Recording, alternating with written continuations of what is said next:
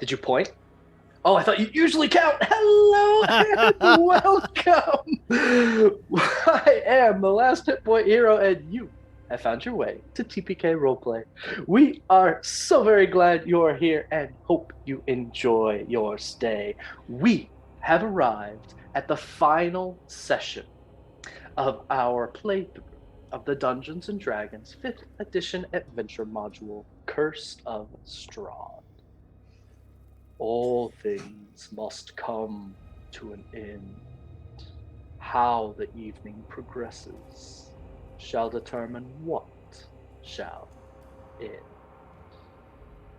First and foremost, no attempts to make the story child appropriate have occurred, while necessary changes have been made to the source material in order to deal with those elements. It's still a darkened story, gothic horror story. Actual play stream contains adult language, descriptions of violence and light gore, scary images, and generally speaking, a great deal of darkness. Our players are here to bring the light. Thank you so very much, everyone, for all of the love being poured out on the front end. We are keeping track of as much as we can here in the back end, and I think, Kohlrabi, if that is up to date, I would greatly.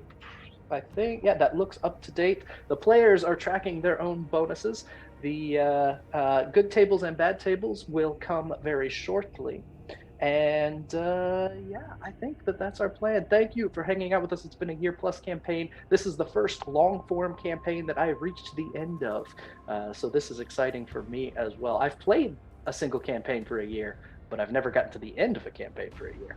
So thank you, thank you, thank you. All of you are fantastic. Appreciate the support. The last thing. We are expecting to go a little long this evening. While dice can rock hot or cold, I'm fairly certain that we'll be maybe as much as an hour later than usual. So tuck in. We'll still be taking our break probably closer to 10:30 instead of 10 to accommodate that. And I think that's it. We'll keep our introductions fairly brief so we can dive into the session. As always, the players will introduce themselves, the characters they have played for this last year. Any other sessions they want to very quickly plug? We'll talk more about where you'll find us afterwards on our way out. And last but not least, as briefly as possible, express your character's idea of the worst case scenario when it's time to face Strahd. So, with our introductions. Starting in the top left of your screen, born of chaos, forged in fire, may her light ever shine bright. It's Nifer Nif. Hi, I definitely was born in chaos. You can tell by the fact that I started talking before I was unmuted. Hi, I'm Nif. I am dressed as and playing Bright, the Fire Genasi Tiefling Artificer / Sorcerer. She is a beautiful being, a Vistana, who has been a wonderful person to play this past year. Thank you, HP, for helping me make her. Absolutely. And speaking of her, what's her worst case scenario when it's time to meet Strahd? Well, you know that one time that we bothered to plan and like we felt really good and then just everything fell apart? Probably something very similar to that, where it's like we go in with confidence and immediately it's like, nope, we didn't rest and Strahd's there and just like everything. Just, yeah. Being unprepared is Bright's biggest fear. Perfect. A good fear to have going into this. In the top center of your screen, after these months together, the only true enigma yet to be solved is just how many different places we're going to be seeing his name in lights. It's Noir Enigma. Hey y'all, I'm Noir. You can find me all over the internet as the Noir Enigma. Tomorrow morning, you can find me over on Pixel Circus for Trouble at Techburg, our kids on Bike K. And worst case scenario for Uther, honestly, and I feel bad for this, it's if they try and make a plan and they half-ass it, and they don't do enough damage to Strahd for it to be beneficial, and Strahd doesn't do enough damage to them where they're easy enough to get out of the way. So that's the worst case scenario. Okay, all right, makes sense. Makes sense. A good thing to fear. Continuing up and around in the top right corner of your screen, exemplifying the ethos of the group. I can always count on them to reach out a hand and reground us. It's Corndogg McGraw. Yee! It's me, Corndogg McGraw. I am playing Ficus Fig, the halfling rogue, who's just here to do her best. Yeah,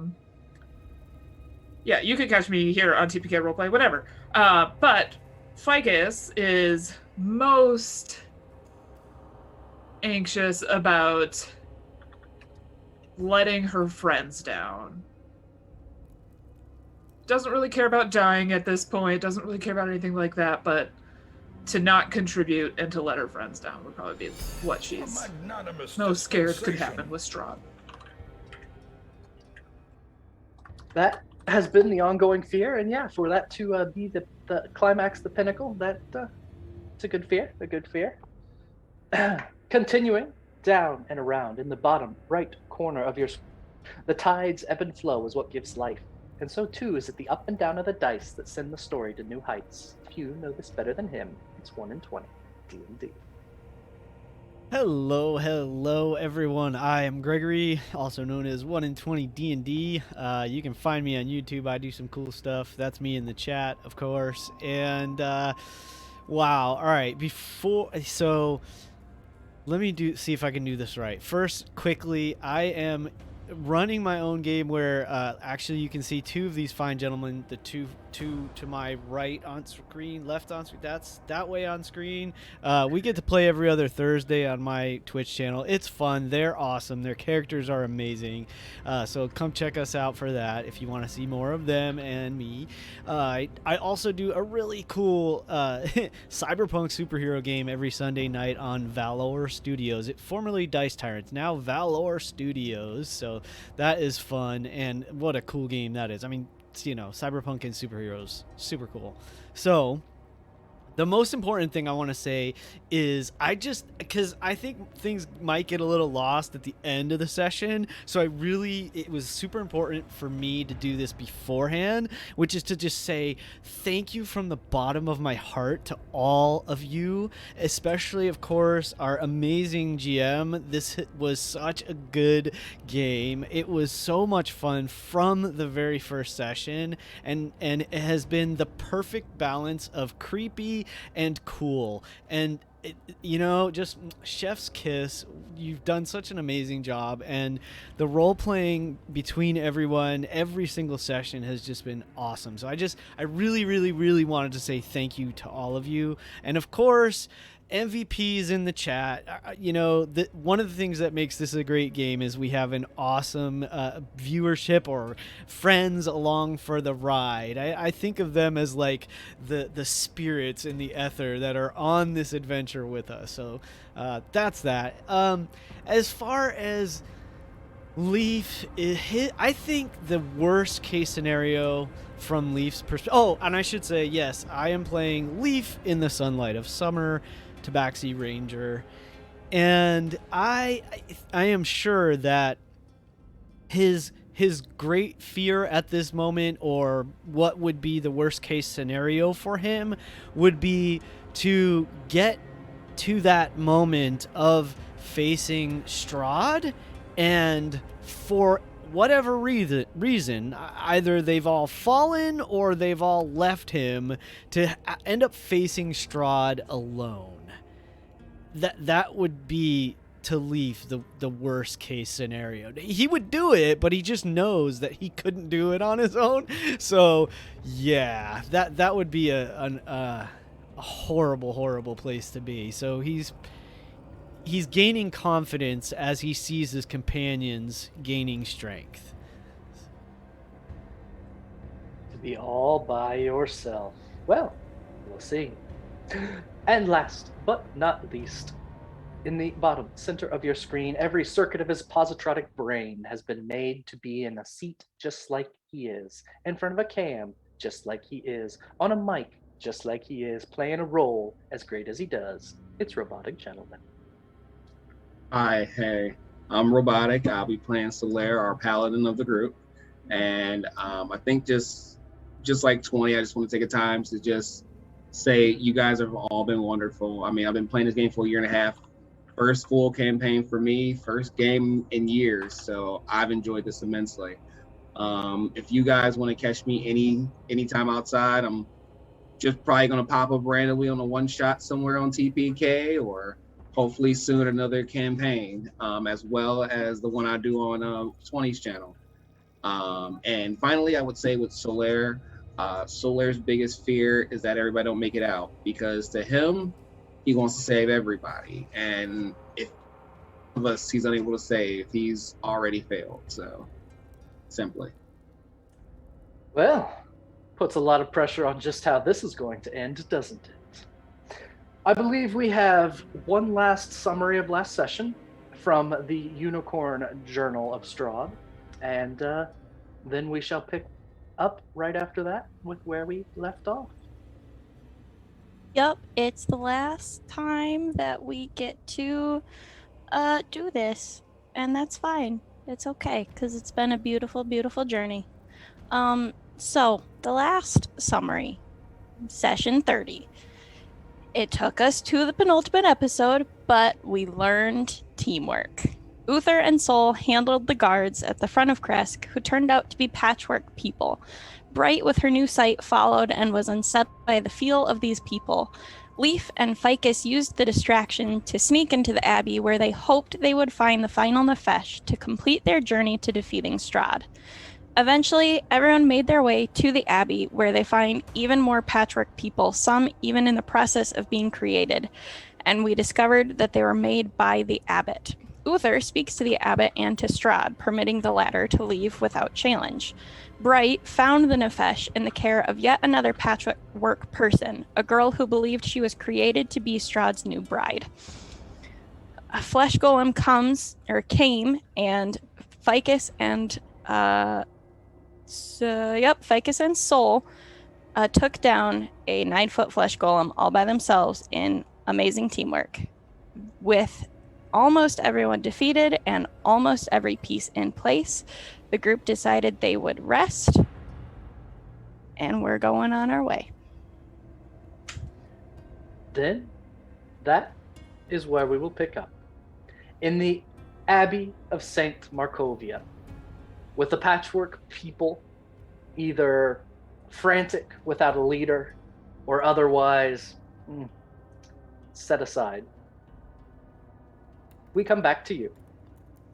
I believe that Sol and Uther find themselves at the front gates over top the body of the abbot, struck down between the two of them, while the rest of you came together in the courtyard, stepping forward essentially in time to glance over, and I'm going to move you all to the courtyard, to see them at the gate, standing over the corpse. And that is where we'll pick up. The game is yours.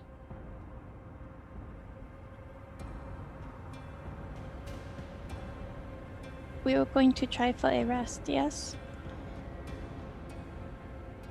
That's a very good idea.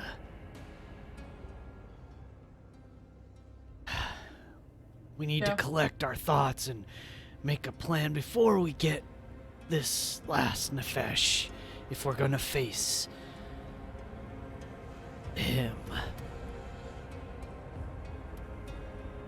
Vasilka will look past Bright and see the abbot laying in the courtyard, and she'll run up just as the two guards who argued earlier come out to look as well. She kneels down next to his corpse and looks up at Uther and Sol. Can you put him back together?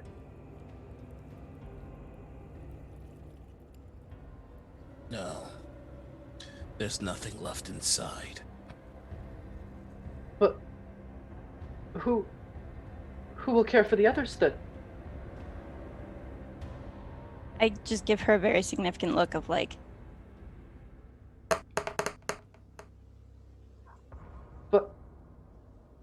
But can I do that? You are the only one who can answer that.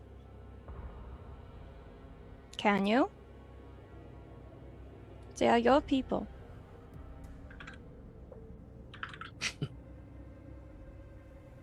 I guess I'll try. I guess that's a purpose, isn't it? It is. Okay. Well, I'll try then. I'll try.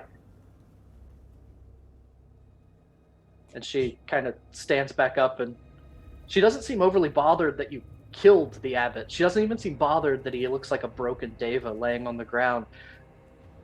It's like she too is trying to figure out what it means to be. And she slowly turns and wanders back to the abbey. Here. And I'm gonna take off one of the pendants from my braided hair and like quick string it on a necklace and just put it around her neck. It is a wing, almost like a raven's wing. And I'm just going to say, you are brave. Is this a piece of you?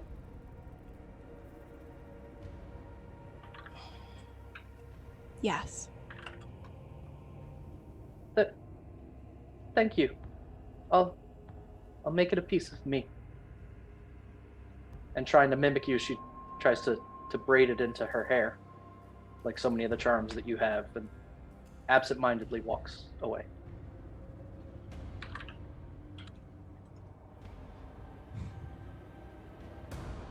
Okay. Then I turn and go back to the group.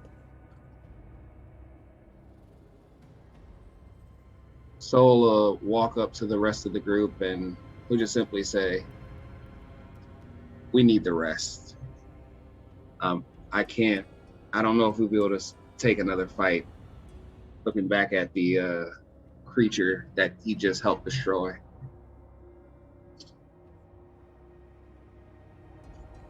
And where do you believe, or where would you suggest that we rest? No one was inclined to go to my location, so I would very much love to hear what you have in mind. Sol simply just look at the Abbey and says, this place is no less dangerous than anywhere else in town. At least we won't have guardsmen chasing us with arrows. Oh yes. Let's sleep in the church filled with soulless things. One of the They guards have souls. sticks his head out. We have a lot of souls. Many pieces. Many parts. You can stay in my room. No? So, thank you, little one. Can you show us the way?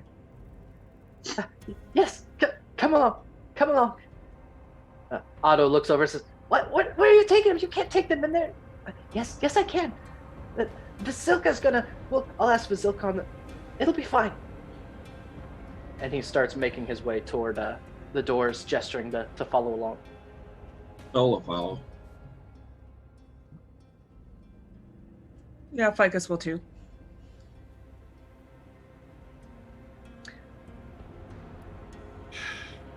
As those of you follow along, been doing some of it behind the scenes, but if you've not given me a D100 roll yet, toss it in Discord, and I will give you your good table. So far, the good tables are 4 Corndogg. They have gained the Eye. As a bonus action, you can activate True Sight up to 30 feet, which lasts for 1 minute.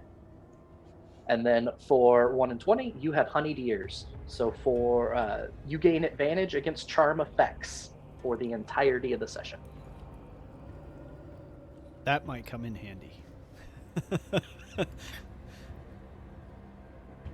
2. For purposes of this, is anybody not following to the dormitory?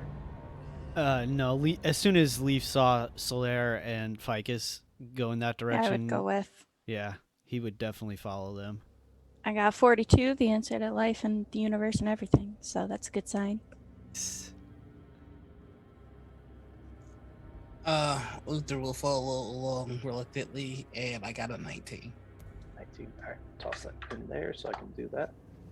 You all make your way in, and the inside of the Abbey is much less noisy than it was moments ago. You step past the 9-foot-high flesh golem that was torn to pieces by Leaf and Ficus, and are led to one of many small rooms within. And the guard at the front, Zieg, he says, come, this one. And he opens the door, and as soon as he opens the door, there's like 6 other patchwork people in there laying down going, hi, come, sit, sleep, rest, we'll watch.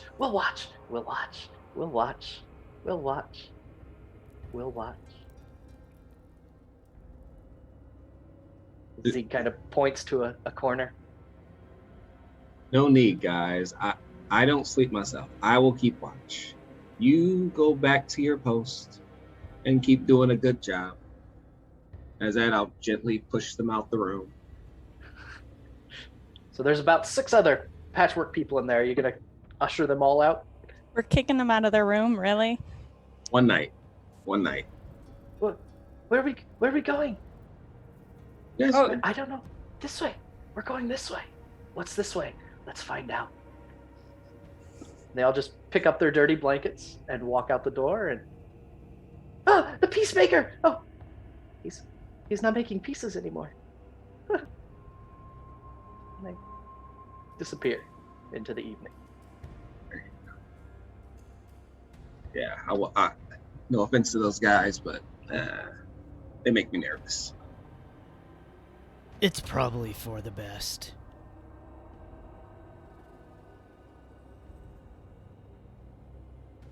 All right. The next good table is called the Thief, and it is for Bright. Bright, you may summon a Spectral Thief who will, without fail, either disarm a trap, unlock a door, unlock a chest, or otherwise get past something along those lines. Use the Thief as you see fit, and I'll let you know if it works out well or not.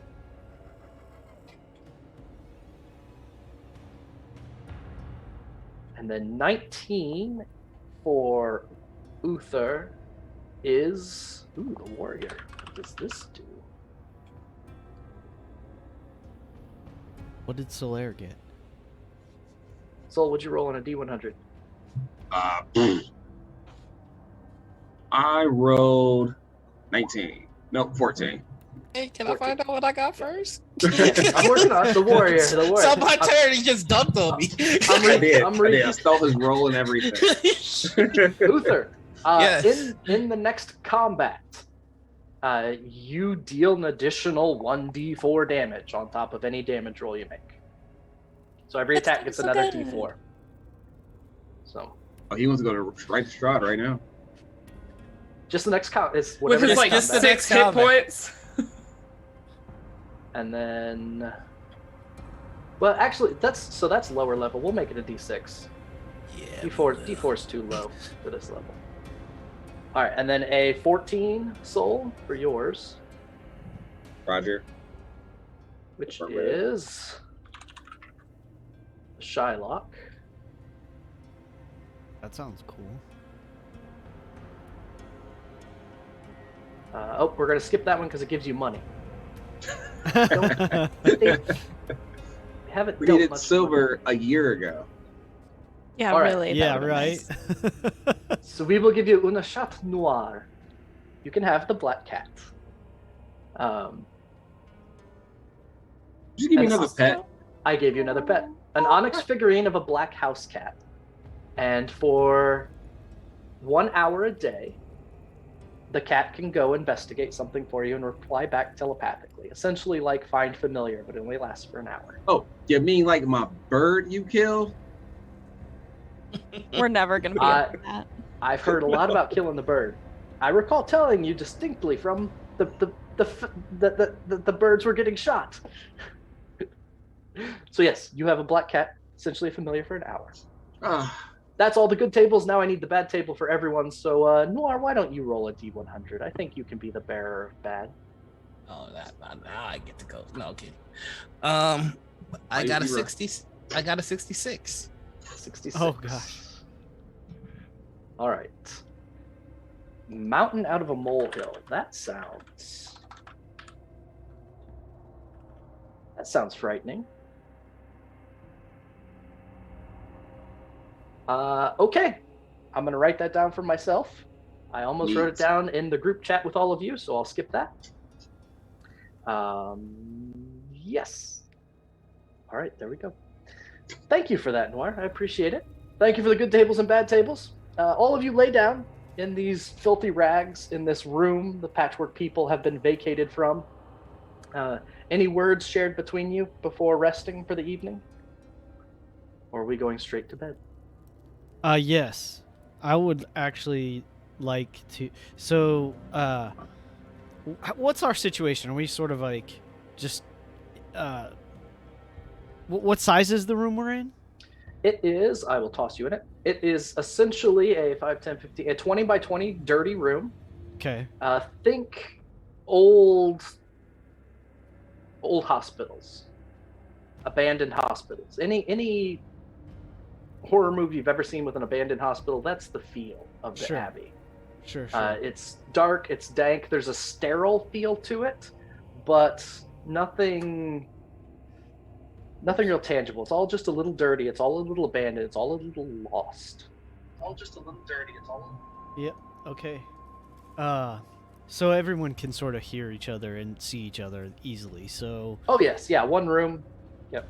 Thin walls. So Leaf is going to be sitting with his back to the wall. He probably would have taken his foot and kind of like cleared whatever dust or scrap was, on the ground.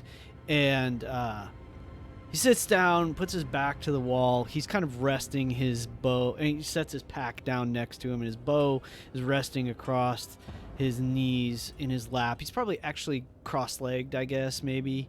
Almost like he's in a meditation seat. And after a short time, if there's no other conversation or whatever, he looks over to Bright, and he, whether she notices or not, he kind of takes a look at her for a moment, and then he says, so you've been practicing with the cards, yes? I don't think that they worked for me very well, but I think they worked for my grandmother. And somehow she has given me the ability, so I don't know that it's a result of practice, but they seem to work now. Well, if the tradition has been passed on, I believe it is a suitable arrangement for you. You are wise, intelligent, and strong, and you will probably make a good speaker for your people when they are ready. But in the meantime, would you mind? He kind of lifts an eyebrow.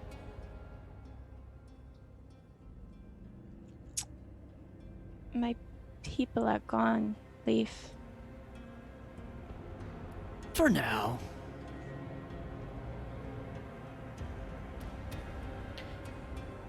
Okay. In the winter, the buds disappear. The leaves fall from the tree. But they return after a time. That is the way of things. For this moment, we are your people. So would you do me the honor? HP, will you actually draw them for me, please? Because I don't have the deck. I certainly will. How many you want? 3. 3. The first card is the Beast. Okay. The second is the Abjurer.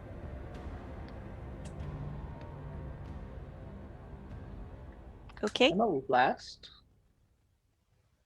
are the Mists. Interesting. Yeah, actually, Leaf actually says that as she draws them. Yeah. Interesting.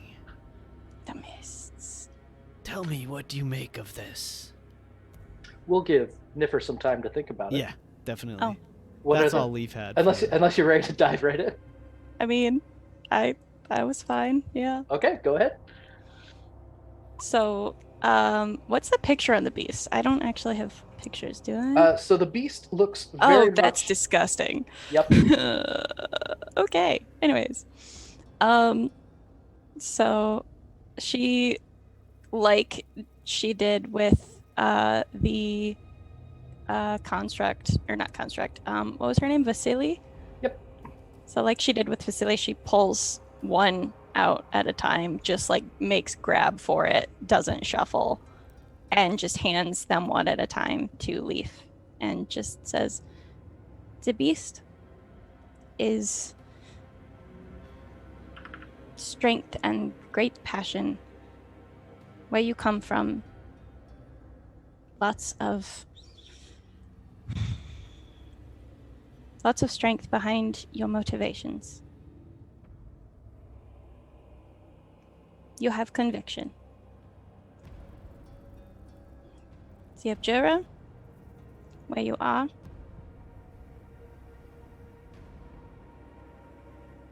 calm and serenity and logic and strength. You are not scared as much as I am, I don't think. And then she pulls the last card, and it's the mist, and she just kind of laughs. Where we are going, I think you can tell. Into the unknown. Always into the unknown. Into the unknown! I'm done. I went there too, don't worry. Yep, thank you. Thank you, Corndogg. There, The you evening see? passes. Oh, sorry. You have the gift. Well done, and thank you. I'm honored. We shall see. The evening passes without any further note. It was about 4 in the afternoon when the abbot was taken down. So it's an early evening, but in Barovia it doesn't matter much. For even though you've broken the clouds in a few places, they still hang heavy over the land. The glimpses of stars through the window are all you ever really see. It's mostly cloud. It's mostly rain. It's mostly storm. For those of you that sleep, you sleep fitfully. Soul and Ficus watch. Ficus actually sleeps this night. Oh yeah, Ficus sleeps. Okay.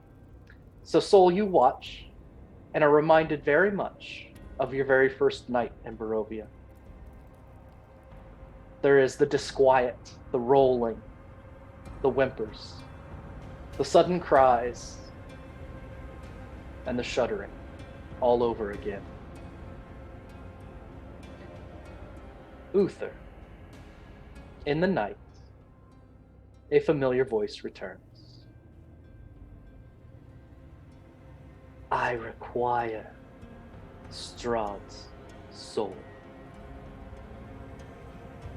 Give it to me, my Reaper. Take it for my Reaper. And then all is yours.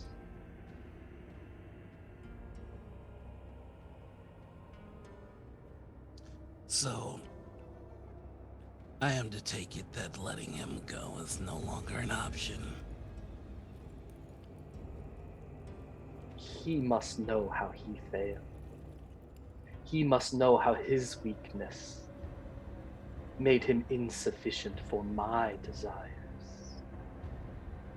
He must know that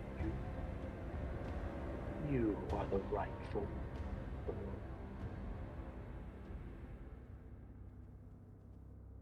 Then I will remind him. show him his failures. And as I take his seat, Barovia will know its new ruler. There are those that would stand in my way. Your aid may be required.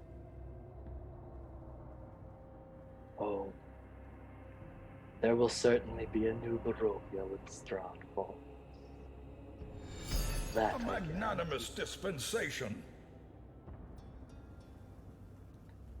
And the cold hand lifts itself from your shoulder.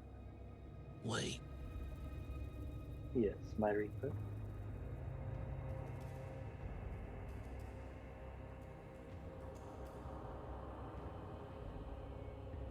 can you ensure that Tobias will be safe in this new Barovia?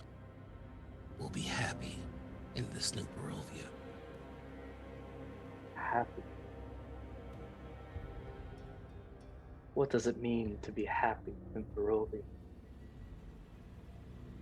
Let all others suffer and burn. But he should be happy. He should be happy. I will think of it. And the hand lifts from your shoulder. And the voice fades. The Can next I day. wake- Oh, I'm No, go sorry. ahead. Can I wake up from that real quick? Absolutely. I'd like to wake up and, like, out of my fitful sleep and just walk over to Soul for a second.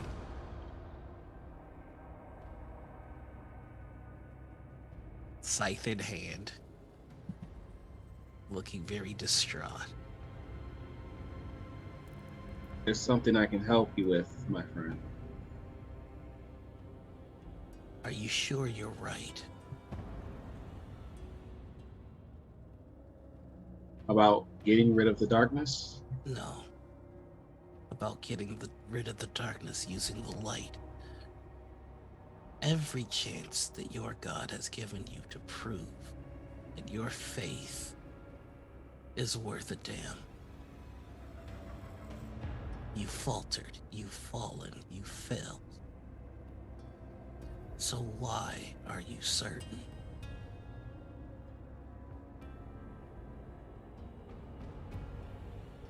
Simply because I have you. And he looks over. Because I have Leaf. Because I have Ficus. Because I am here. That's And yes, our light has failed many times. He motions to the necklace he wears. This fell on the last champion that my god had brought. Yes, and don't give me that horse piss. You wear the medallion of that champion because that champion also failed. Yes. Lathander But- has sent bodies after bodies after bodies to Strahd, and each one has fallen, been maimed, and toyed with. And regardless of that, there's still hope that one day it'll end. And we are that hope, my friend. Look, I see the darkness that surrounds you. I see the dark just as heavy as this land. I will not let it overtake you. I will not let it overtake this land. How can you promise to not let it overtake me when you see how effective it is every time you fall short? I land a killing blow. Every time you struggle, I thrive. You thrive because we're in darkness. But I tell you, the second that light shines bright again, that darkness will wash over you like soap in a bath. It'll be no more. Answer me one question. Absolutely. Champion of Lathander. And what is that? If you fell Strahd tomorrow, would Tobias be happy?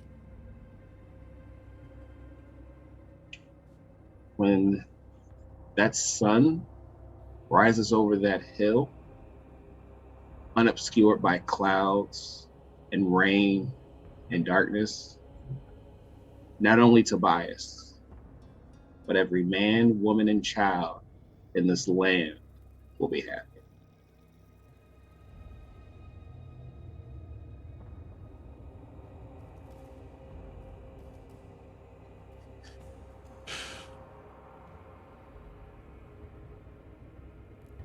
I respect you, soul.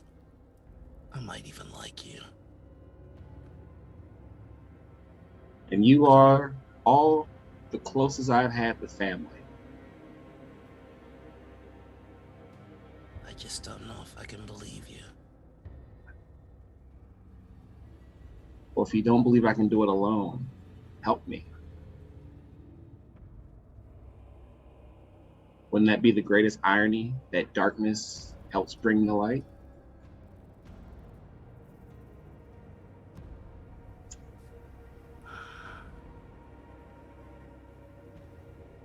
I don't know that you're willing to go as far as needed, but you've given me much to think on.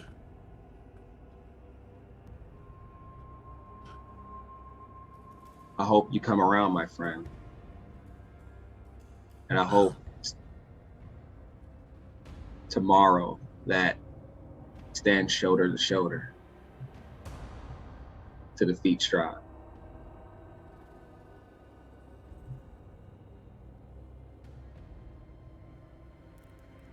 I would enjoy killing you the least. And then he just turns to go to his bed. Well, I hate dying to you, so there. The rest of the night is uneventful. Day breaks at least as well as it can in Barovia. And you all arise with one final task. One last Nephesh, one cleansed shrine, and one more Fane to restore. Long rest successful? Oh yeah, long rest successful. Yay! I will cross over to Ficus and just kind of very slowly, hesitantly approach and kind of like kneel in front of her. Ficus is rifling through the loot boot for any morsel of food she could find, as her stomach is growling excessively loud at the present moment. So she is head deep in her own boot. I think I can help you with that, actually. Okay, I'm hungry. I'm sorry for this. And I very slowly take it out of her hands and tear the panel off, and everything that we've ever shoved in it comes spilling out. As I am repurposing the loot boot, I need a different weapon, thank you. So all the like extra armor and notebooks and stuff. We've got armor, we've got javelins, we've got spell scrolls, which we should also talk about. Yeah. I like the bottles of wine. Oh no, wine! Drink it. No, I guess just grabs all the bottles as they come out like a professional. Yeah. So like as this all comes pouring out, she kind of looks sadly up at Ficus and she says, "We need to travel light for this final confrontation, and I need more strength." Okay. I wasn't gonna use anything in them anyways. Salt, I think you could use this, and this, and this. And she passes Soul the spell scroll of Bless, the spell scroll of Protection from Poison, the spell scroll of Spiritual Weapon. I can cast some spells, but not because I'm magic. Well, because I'm magic, not because you know. You are.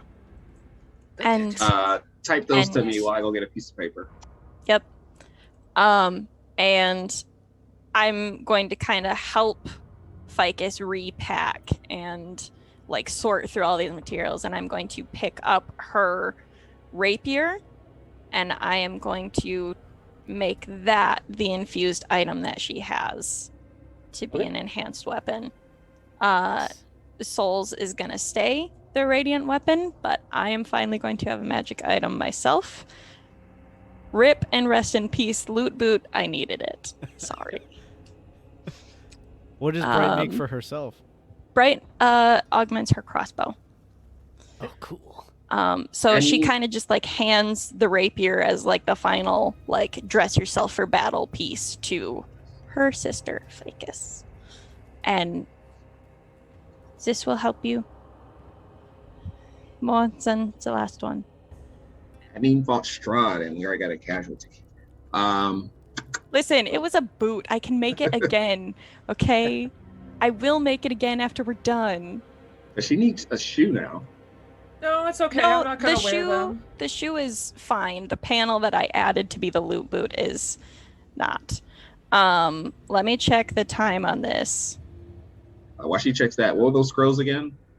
I sent them in our DMs, Cool. but it's the spell scroll of bless.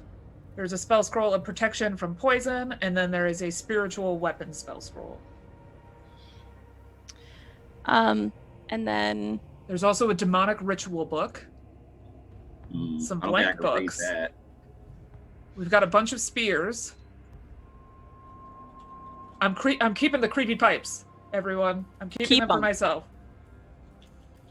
I love that Chad is so mad that I killed the loot boot.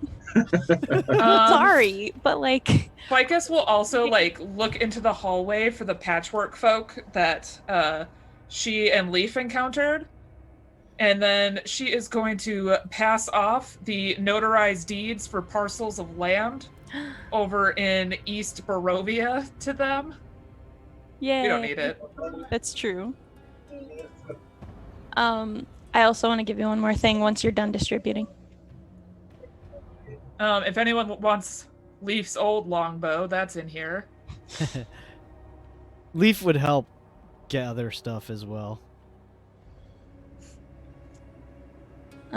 Yeah, and then as the final piece, Bright takes a another thing out of her hair. It's kind of like a little platinum like coil of like it. I guess it's like a necklace string, and just kind of like wraps it around Ficus and for later. Okay, stay close to me.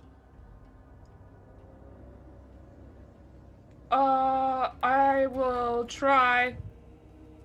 Okay. Sometimes. At the beginning, at least. Okay. Okay. Okay.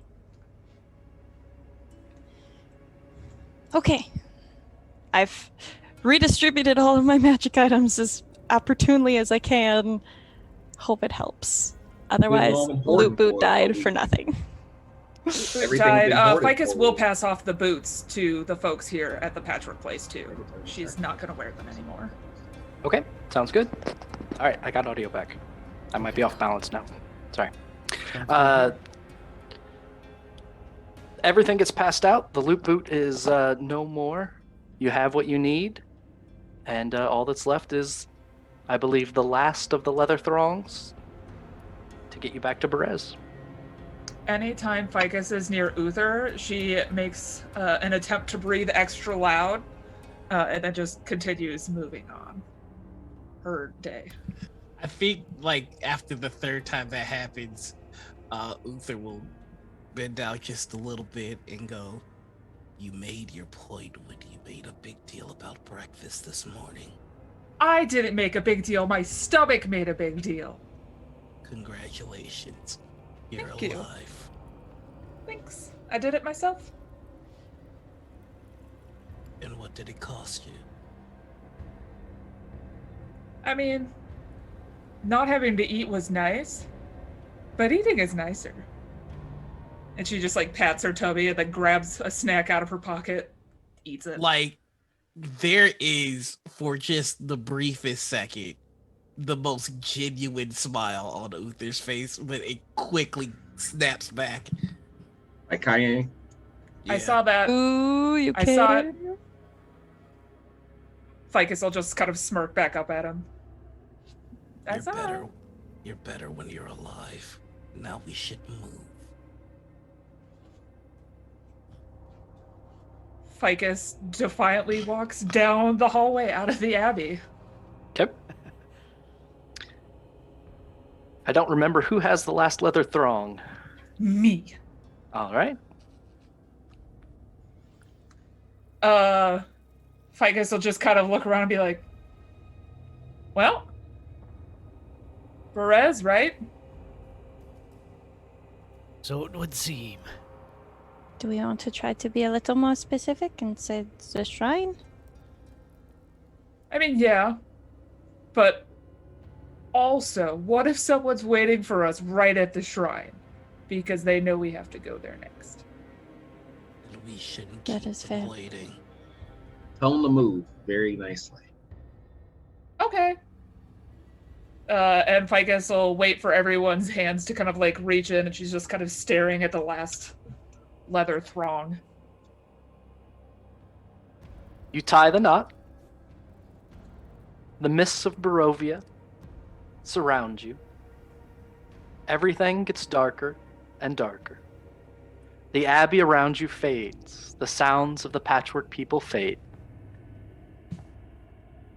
And then it passes. And you find yourselves about 300 yards from the shrine in the swamps of Perez. Is there anyone waiting for us at the shrine? Roll me a perception check. We I already just fig- clean. Go ahead. I was just asking, is that just figure? Can we all get in on that? Go ahead. Noir, you can roll for Uther also. I did warn everyone that someone could be there. I'm just... Oh, yes! Chef's kiss for us today. You both look in the direction of the shrine, and the mists around here are not as thick as they used to be, at least not around the shrine itself. There's swirls in the mist, but nothing seems particularly dangerous. I could run ahead and check for traps. I know that's kind of the opposite of what you said, Bright, of staying close and stuff, but... Man, I do have a free check for traps. If we wanted me to. Wasn't This the shrine same was swamp already that we clean? had? It was. You've already we just wanna cleaned look the for an shrine, yes. ambush. Oh, just that kidding. reminds me. Someone should say the pretty penny. Yes, Leaf, please call us, sister. Let's Oh, just head towards You're the this. one with hold it. that thought. I have a note somewhere for that, right? It's you just say pretty penny, send me Ginny. You're the one with it. Thank you. Yes. So, I'm like,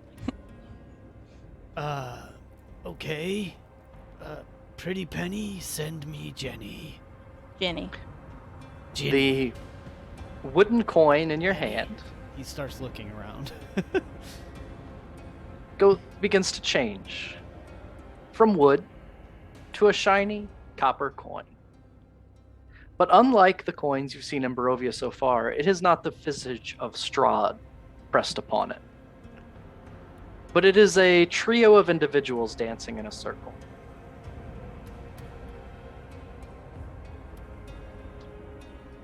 Nothing happens immediately. Do we recognize them?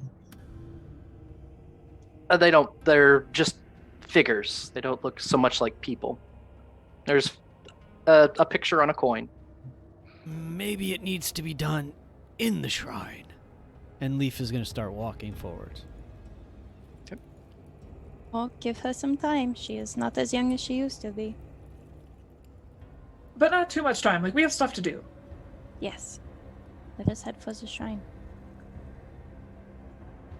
There's like 50 paces ahead already.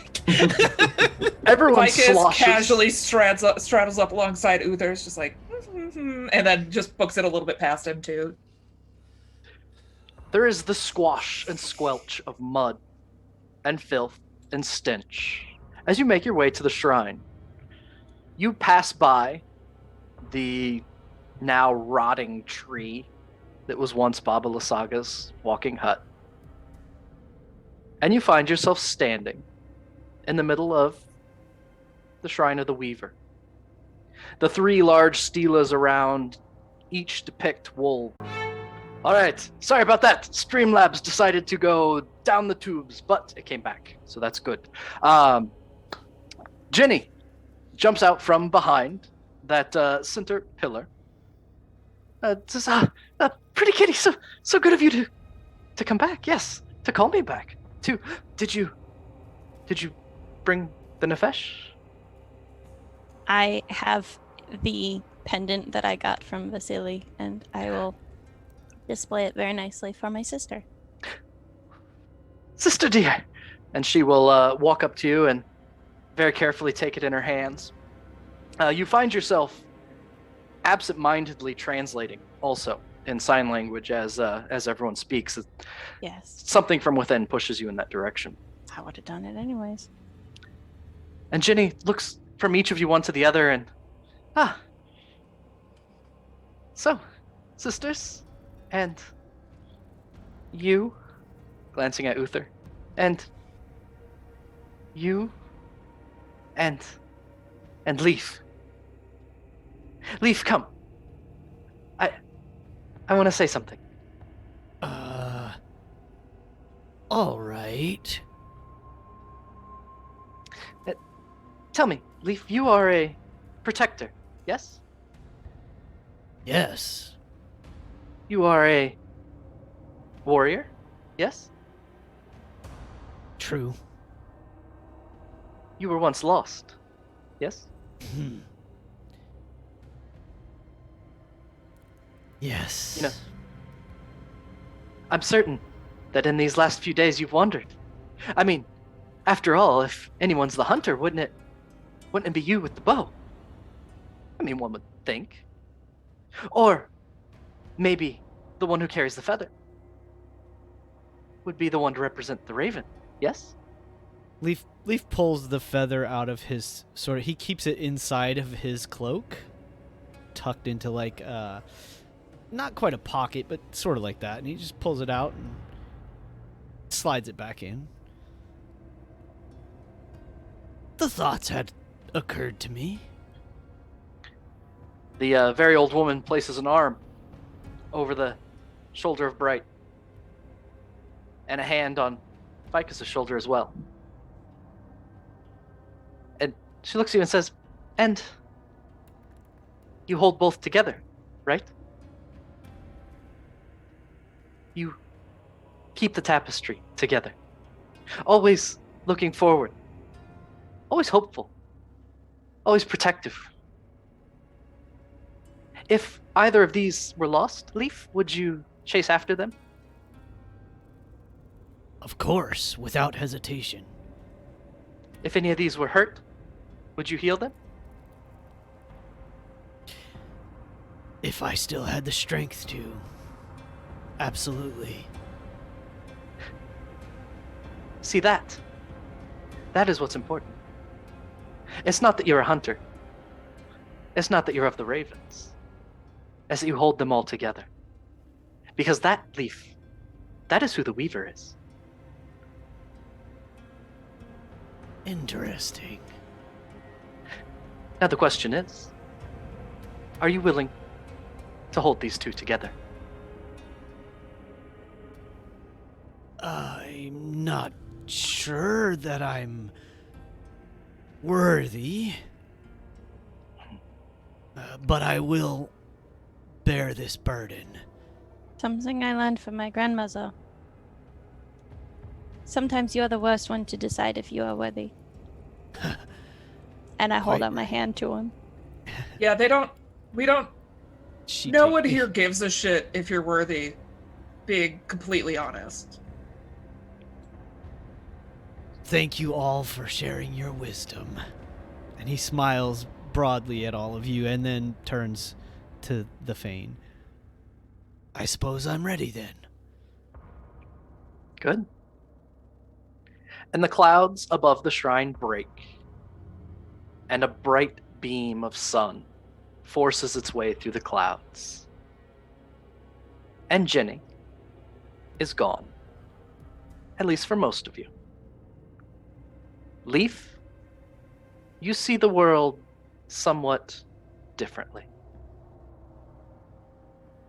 There isn't the ease of the good and the bad in the world. There is just the web, and the shivers in the web of those in need. As you look around, that is what you see. You see every being in Barovia. You see their need. You see what it would take to help rescue them. And you feel that burden deep.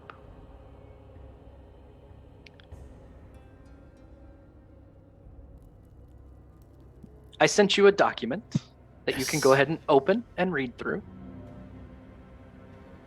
Leaf is going to be sort of looking up into the sunlight, almost like he's, like basking in the rays of the sun until it passes. And then he kind of like, it probably looks like it's a challenge for him to open his eyes. Like it almost like it hurts to open his eyes.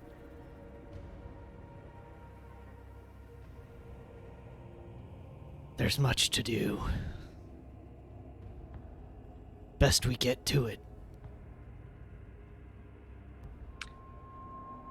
Off to the side, you hear a meh as a pair of nanny goats You get the goats now. at a cart are off to the side of the shrine.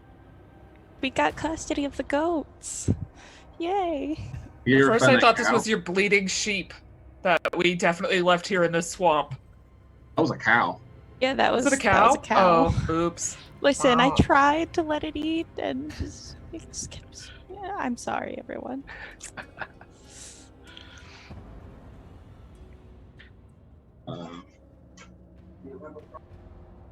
The three of you feel complete. Hold hands. Soul hold hands in a St. circle. Andrew's within you speaks up. Barovia is ready. If Strahd falls, he will not rise. Uther, a cold hand, grasps your shoulder. It is time, my Reaper. It is time. And let it be done.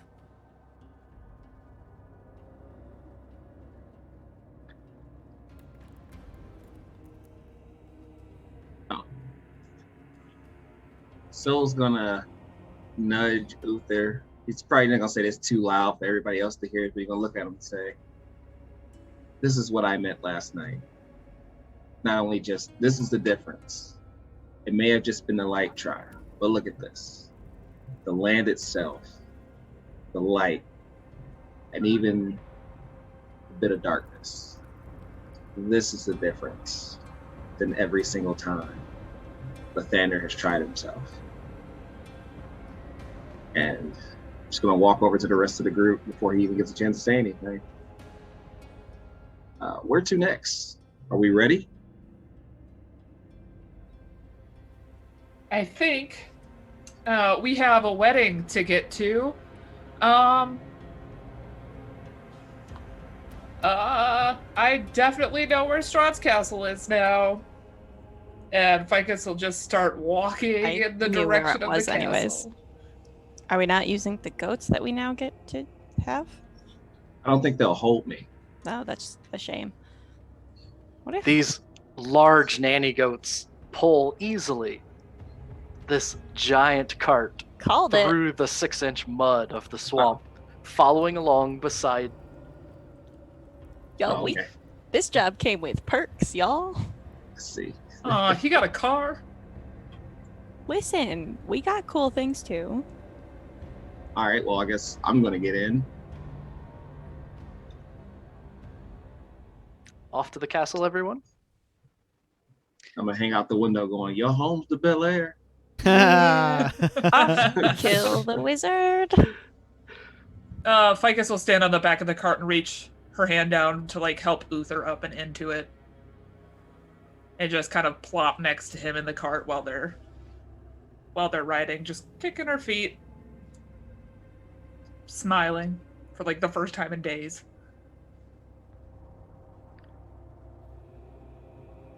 The goats start to run, and it reminds you very much of your ride in the black carriage from before, as you absolutely haul across the face of Barovia, arriving in just a few hours what would take days by foot,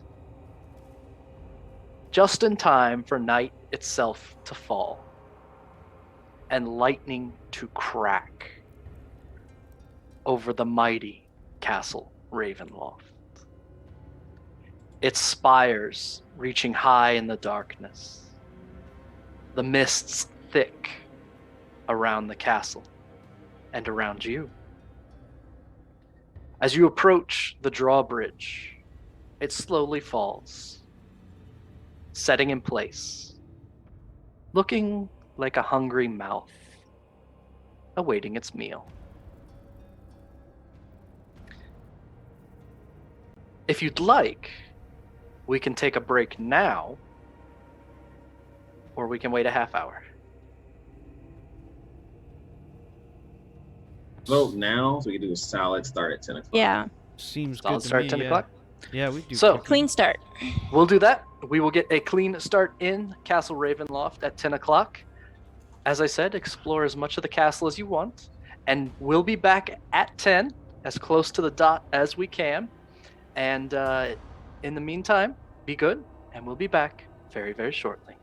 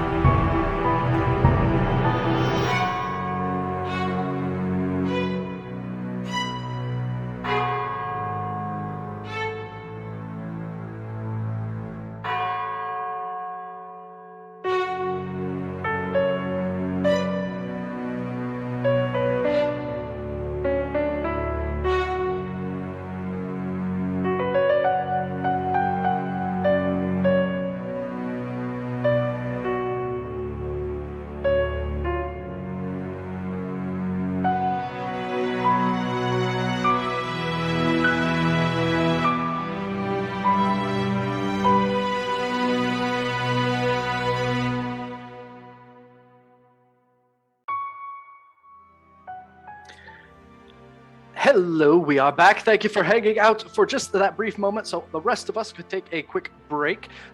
We find ourselves right at the foot of Ravenloft itself, in the last leg of the journey of this party.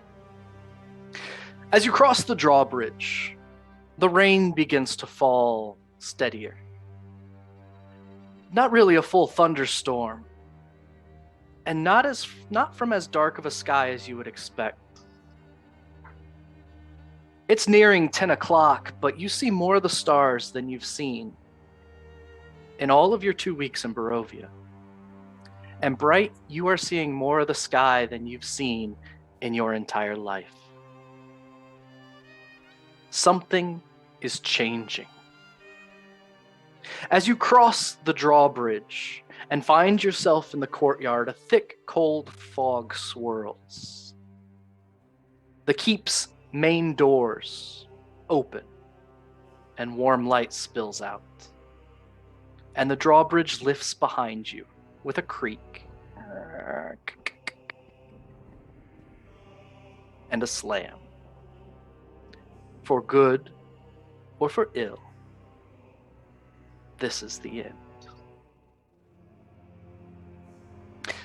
I've put you all on the map. The courtyard extends to the north and to the south with the front doors of Castle Ravenloft open before you. The castle is yours to explore, and all of you would know that Tatiana and the start of Strahd was over the cliffs at the back of the castle. So you can go through, you can go around, it is entirely up to you. The castle's yours. How do we go about this? Where do we begin? Should we just... Or should we just go right in, or do we want to sneak about? Strahd has always been happy to get visitors. I say we usually go right through the front door. Do I have control? Oh. This place doesn't even look like it's decorated for a wedding. Like it just looks on disappointed.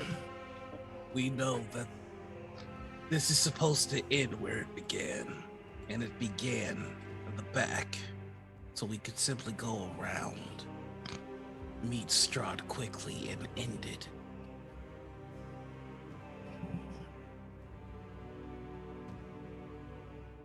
Sel's gonna walk up to the door. Okay. The doors are open before you. Warm light spills out from a small antechamber within, probably 40 feet by 40 feet. It stretches high above, where you see 4 sets of eyes looking down towards you. A second set of double doors leads deeper into the castle proper.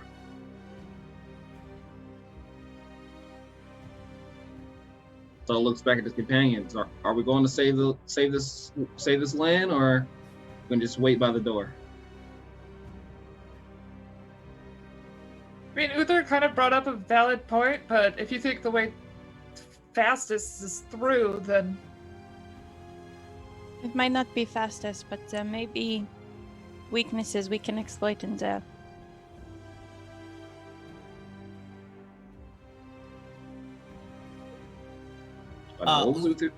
Uther's gonna walk towards Sol, shaking his head but clearly resigned, going, all this time, and we still haven't learned that all of our tricks and planning and over-planning doesn't work.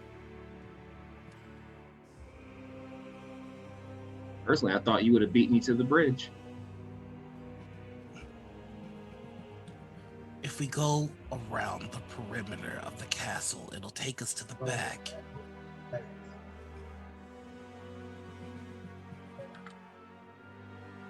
Are you sure there's a door? If Or are you going to toss me over another wall? It would be more advantageous for us to have the high ground. If we come at him from behind, he will not be expecting it. Then you can shove an axe in his back, just like you love to do. Actually, my favorite thing is to put an axe through someone's neck while they're looking at me. Well, then spin him around the first time, okay? Ooh, so spooky. Okay, so what are we doing? We're I'll on the agree. hunt. I'll agree to your suggestion. I'm not much of a tracker, so who's leading the way? GM, Yes. can Leaf take a moment and sort of try to look through the Weaver's eyes and see if there's anyone in the castle that's in trouble and is in need of help? You feel the web of the weave around you, trying to tell if there's any in need, any who are suffering. And within the castle, there are 3 distinct feelings that you get tugging at the web. They're not strong and full of life. They are old needs. You can't pinpoint exactly. One is tired and needs put to rest. One is angry and needs calmed. And one is full of sorrow and needs to feel joy. But you can't tell where with it.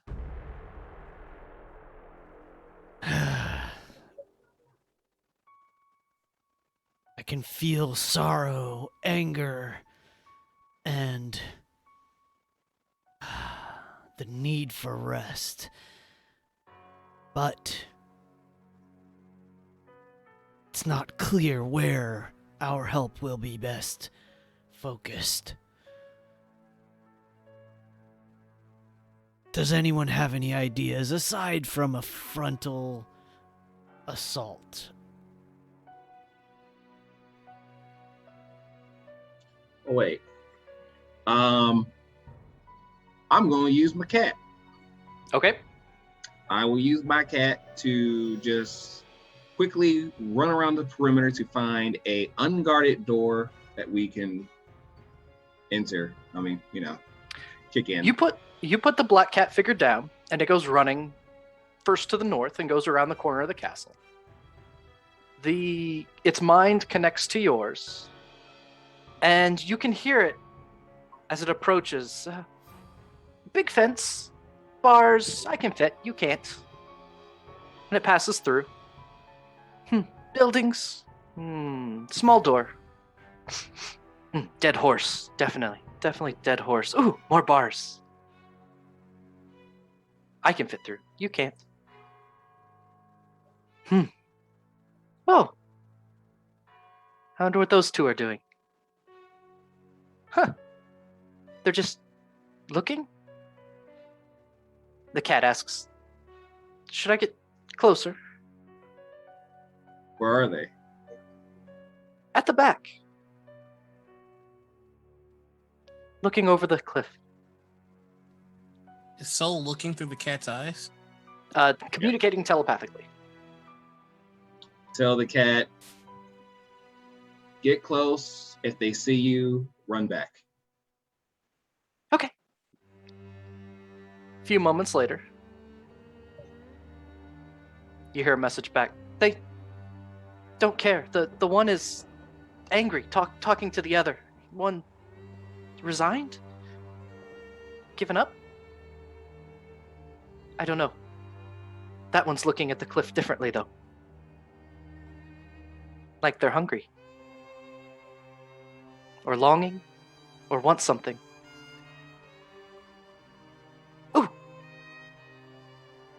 Oh, he sees me. Run back. Oh shit. A few moments later, the cat comes running around the side of the castle and returns to your side. I will relay the cat's experiences to the best of my knowledge. So Yep. basically, a couple gates that way. They don't look like anything that'll stop us for very long. But the only thing in particular that he saw that was alive were 2 figures arguing amongst themselves. But probably nothing we can't handle. That's exactly what I was trying to tell all of you. If it ends where it began, then that means that Strahd waits for us outside of the castle by the cliff. If we go into the castle, that means that we risk confrontation that we do not need to face. That means that we risk wasting resources that we do not have to expend. Well, you assume that's where we'll find him. We can look. I'm all for scouting out the area. In this instance, I actually kind of wholeheartedly agree with Uther. I have a Say thought. that I make assumptions. We just got confirmation. I have special eyes. Wait, Can I do a speed run through the castle to see if there's anything worth going? You see essentially the same thing the cat sees. There's figures on the back. You see an abstraction. There's gates barring your way. Do I sense anything, like anything of value, like any strong tugs of magic towards us? Like that would be powerful weapons or anything? The castle is full of magic. The overlook behind is full of magic. There is a very powerful magical being standing on the overlook. Does any of it feel helpful to us? Not particularly, I suppose. Okay. The short answer is you can do a short jaunt through the castle and fight some small things, or you can go straight to the back. Did I miss Did the cat see Strahd? I might have missed Oh yeah, that. two I'm figures. sorry. The Okay. cat doesn't know what a Yeah, Strahd it was is. without Cat doesn't know what a Strahd is. explicitly saying Strahd. It was angry and depressed, Got it. which got it. Okay, is sorry. Ireena and Strahd. Fantastic. So the cat basically found him. Well, So I'm just running out of consent. ice cream before we hit the final fight, and I'm gonna need it for the emotional strength, so I guess let's just go for it. Yes. So it's just going to you go right, Uther. On this way. The route pretty much clear except for a couple gates we gotta smash. So you wanna go take lead or should I? Or we could quietly climb over them, please. I Depends also on the could gates. perhaps take care of one of them. I can also probably just go through that. Yeah, I'm gonna have a Spectral Thief take care of the first one. Yes, we're all very talented at getting past gates. Can we move along? You all walk north. Here we go! As you pass around the wall itself through the courtyard, you turn to the east and see a portcullis and a curtain wall that connects the keep itself to the exterior wall. It is thick and rusted and heavy. There's no key or any viable way to pick it, but with sufficient strength, it can probably be lifted. Alright, so it's gonna walk up and do a strength check. Strength check away. Alrighty. He's just standing there with his arms crossed watching. Oh, come on!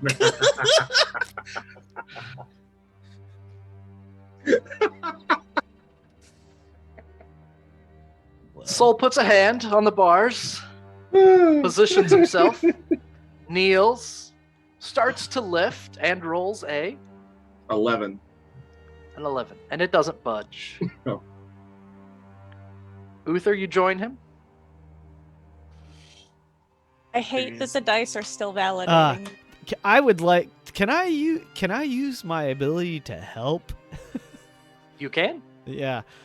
So I watching Solaire get over there and maybe he starts to struggle for a moment. Yeah, I'm not sure how it's gonna help, but I will try to help. Leaf actually probably runs over to lend a hand, literally. As you go to lend a hand, you see a connection between Soul and the castle itself. And so you pluck a few threads. You shift around the weave. And Soul, roll again. It seems easier this time. Gotta unmute. 25. 25. After a second of a grunt and getting nowhere, you then lift the portcullis above your heads. It creaks, rust falls, but you can easily all pass through. I turn to the group and say, Uther, save your strength. That's right. Motion you guys to walk on through. It would seem that this castle is afraid of you, Solaire. And then Leaf, with like a sort of a, playful grin, walks through the gate. The courtyard to the northeast of the keep is enclosed by the towering wall. A stone carriage house with hinged wooden doors stands silent in the corner where the outer walls meet.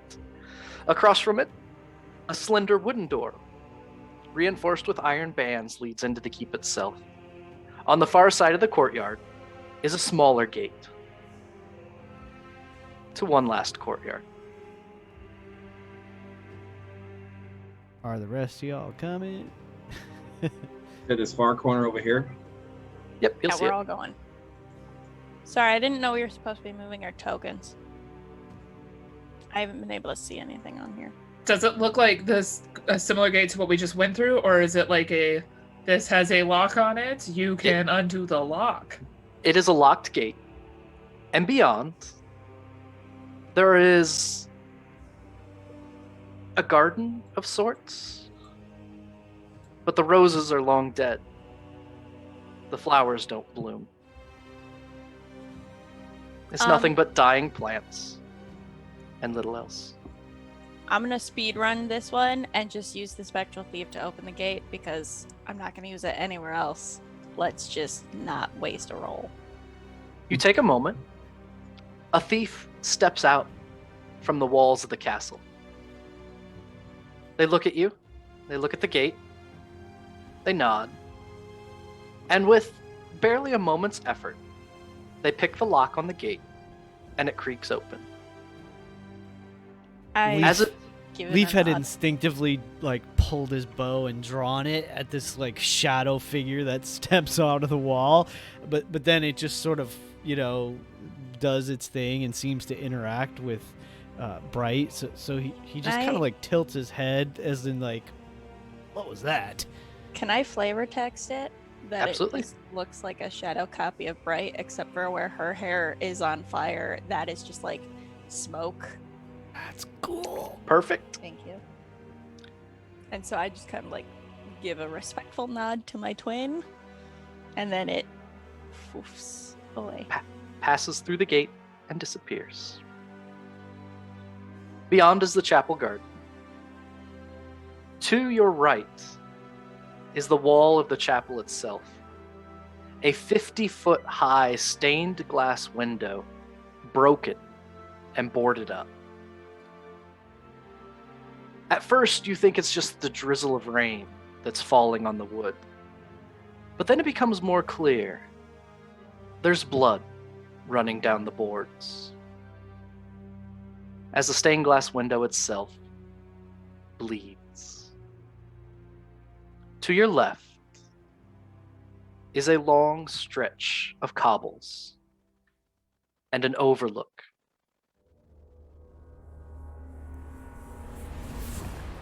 In the distance are two figures. One of them turns as you begin to approach. And a voice calls out to all of you. Welcome. Welcome, you pathetic creatures. I'll give you light here in a second. I have a thing that I wanted to do before we walked through the gate. Okay. He can see you in the garden, so if you're not walking through the gate yet, let me know what happens just before. I just wanted to pat my sister and cast Warding Bond. Okay. And As Ficus the would chain draw that her I weapons. gave sorry. you. The chain that I gave you earlier is the component of that. Perf. I didn't put someone down. I can't figure out who it was. Oh, it was Sol. As you pass through, it's not playing my music, and that makes me sad. And The so overlook can see itself. none of our figurines. Just move it. Like, they're not on there. We can drag and drop them from You should be on there. I don't think we are. I put you on the wrong layer. How about the token layer? Oh, There we go. Merge the layers. Go ahead and stay right where you're at, where I put you. Lined up all neat. Lined up all neat. That seems like a terrible battle strategy that we should have matured past. At the far end, Strahd turns. Ireena standing at his side, passive. Her arms folded in, her position awful. Depressed. She keeps glancing over the railing by which they stand. Strahd looks at you all from across the overlook. To your left and your right are these massive statues. Cultists in positions of supplication. Massive crystal angels, their wings broken, holding braziers at the ends of chains sitting on the overlook itself. Two with swords to either side of the Count himself. And here you are, witnesses to the wedding, I suppose. Yes?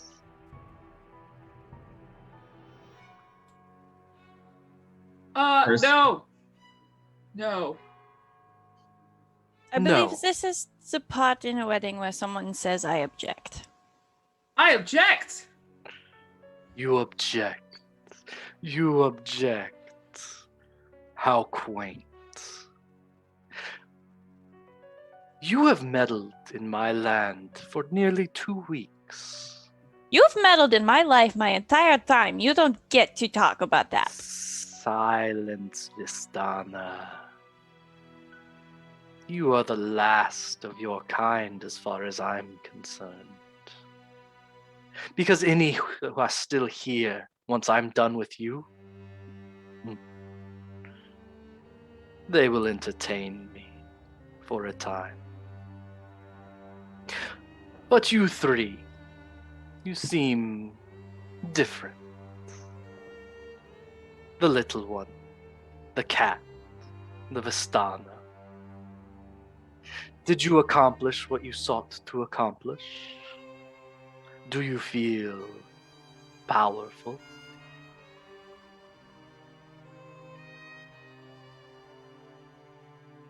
Light is returning to this land, whether you like it or not.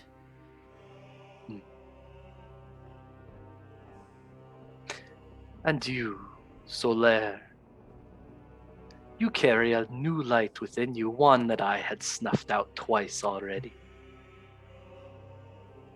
You think she will save you? You think your God will save you?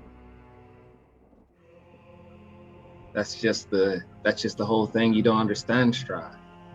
You keep trying. Everything you do is try to snuff out the light. Try to make these people bow to your will, but the light, as long as there's light, as long as there's hope, they will remain. And in the end, it will be you who will be snuffed out. There is only one of you that has come to their senses in my land. And it is you, Uther. Tell me true. Do you believe in the hope that these think they carry? No. I think that I stand beside a bunch of children and fools. But even children and fools can be right every now and then. You will fall today, Strahd. Not because of hope, not because of light, not because of faith, or because these three have some ghost in them. Or You're going to fall. Because you're not man enough to keep the darkness in line. It's given up on you, and it's chosen a better ruler for Barovia.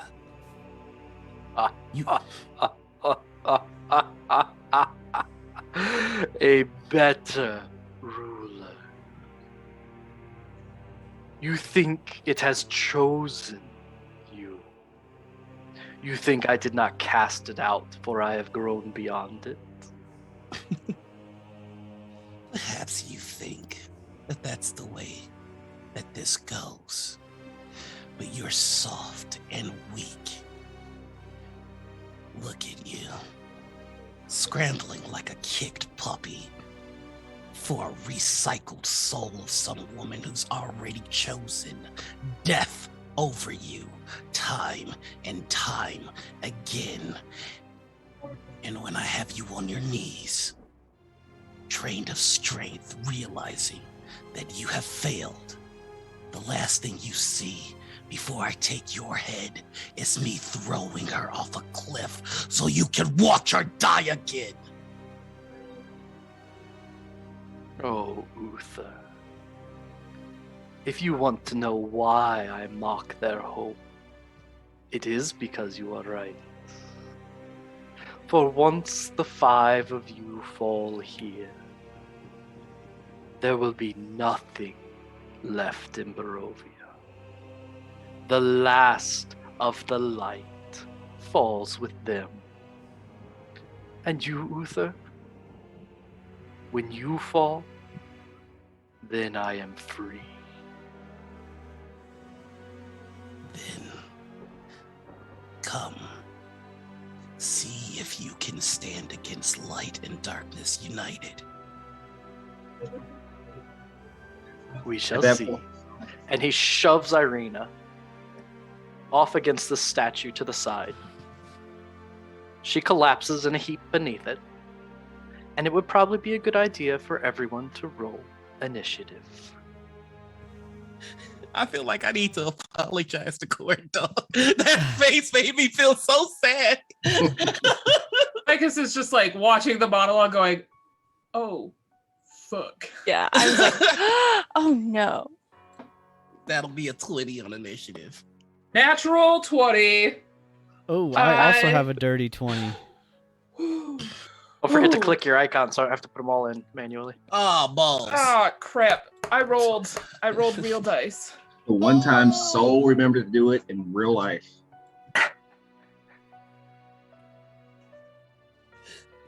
Sorry, I had to evict my cat. Roll 20 just went white for me. But mine Right. is Oh no. 24. Adjust that to a 24, which is good because I only rolled a 4 for you. Mine is 20. I'll change that. Gonna refresh roll 20, so Go ahead. be right back from that. Ah, Everybody all right? It's all right in the world? Yep. I mean, not all right, but we're working on it. Definitely not all right, but it's fine. Ficus. Let You me go read first. all my stuff. Go first? Oh no. No, that's good. You could do this. I know. Sneak attack. Well, as an assassin, anytime I go before Strahd, I get advantage on stabbing him. All right. Oh my god. Sorry, Rory just entered the frame. Okay. Ficus is going to bonus action cast Divine Favor on their sword. Gonna play Dungeons and Dragons for real this time. And then we gonna roll. All right. Well, she's got a. So that's. I can't get close enough. But I'm going to smile at Ireena as my free action. She won't even make eye contact. Magnanimous Well, fuck. dispensation. Wait, Leaf. why is Go ahead. mine showing 12? It should say 20. Oh, sorry. So all right, so Ficus charged off, huh? Um, can we? So while he was talking to us, I suppose we were standing still, right? Yeah, you're not stalking closer. This is where the fight starts. It was all just fluff.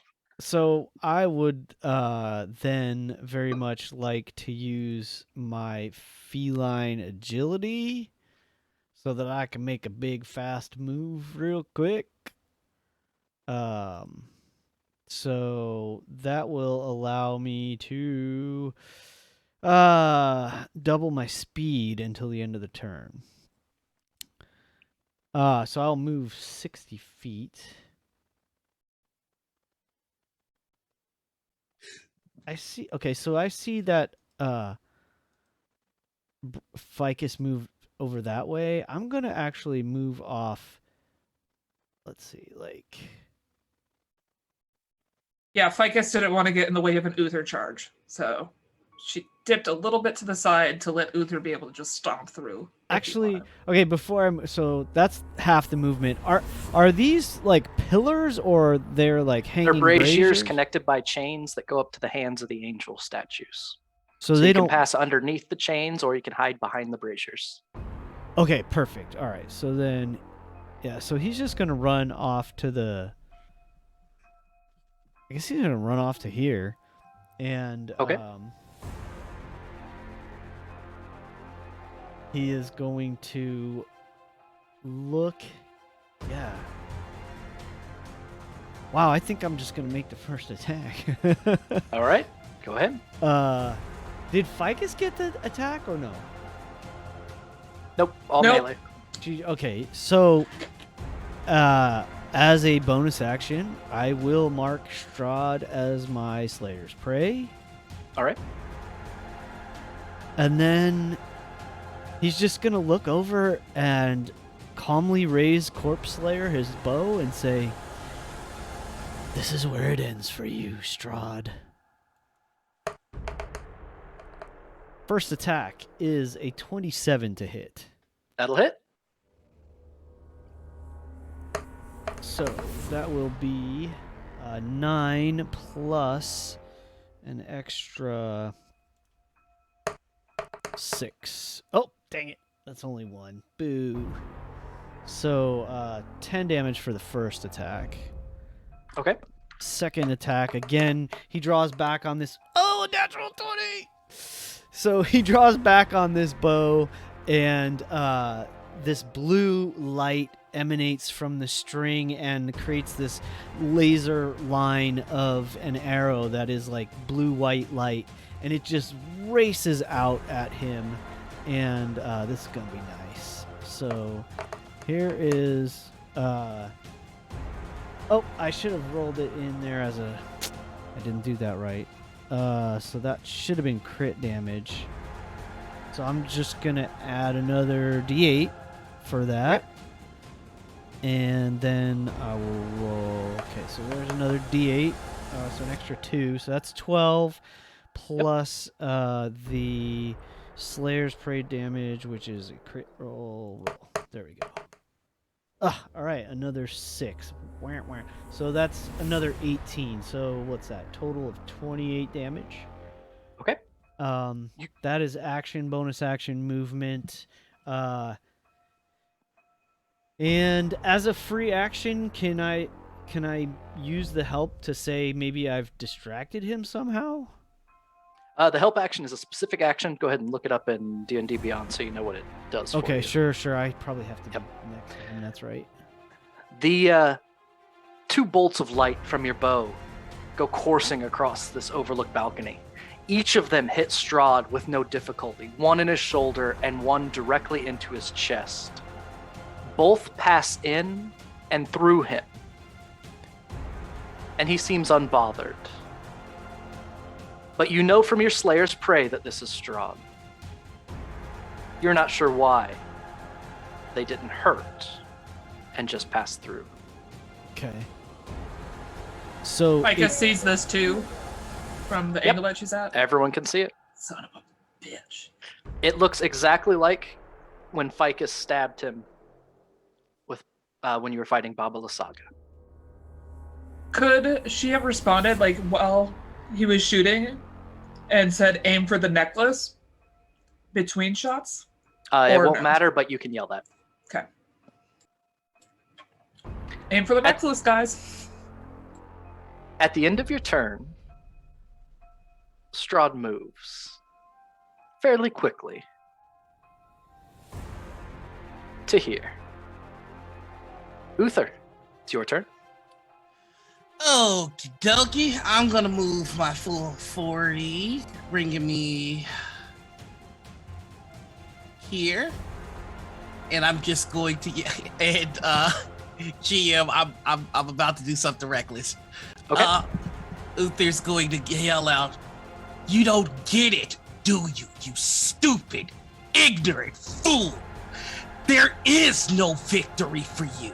Even if you slay us all, this is the end of the cycle, because her soul is claimed to the void.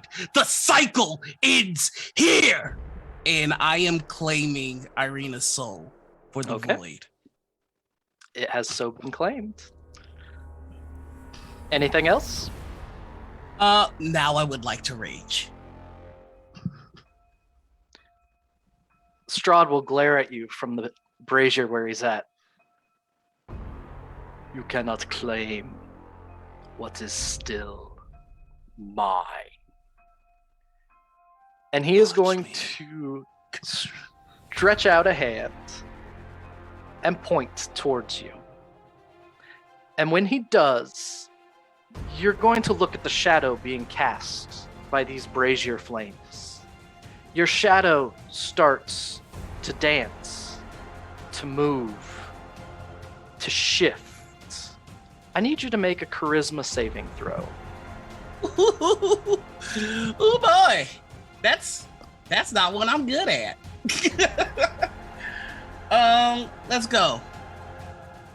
How about a 6? How's a 6 do you?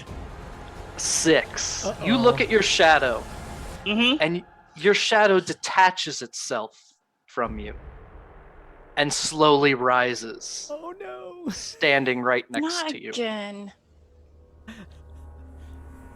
It's not the same as what was in the tree earlier. It's something different. Something that stretches out a hand to slash at you. Okie dokie. A 14 to hit misses. Can I use my legendary action? You may. I would like to catch the blade and go, "You're going to have to do better than that." And I would like to absorb the soul of this shadow creature. All right. So let's go ahead. And it has to make me a Constitution saving throw. That is what I thought. Con save is a 17. It makes it, but it still takes half the damage. Yep. And that half So- is 5. 5. All right. Is 5 halved already? Yes. Yeah. Okay, got it. And Uther's just going to yell, "Are these the cheap tricks of a kicked dog chasing a dead woman?" Right. You're up. I am going to stride right up to Uther as far as I can, never losing eye contact with Strahd and just yelling, "If she belongs to you, how come all you can ever do is seem to lose her?" And just fling my arms forward and send a jolt of red and orange and yellow fire towards Strahd as I cast Fairy Fire, Okay. with him being forced to roll a natural 1, as that cannot be. I'm using my legendary action. Yep. Your fairy father goes forth and he raises his hands to knock it aside. But when he does, they start to glow. And he is illumined with fairy fire. Everyone has advantage on it. Go. And then I'm going to send Merlin off to assist Uther in... How far can he go? He can get right behind it and take an attack. So he's going to go get the Shadow Boy. All right, go ahead and roll to hit.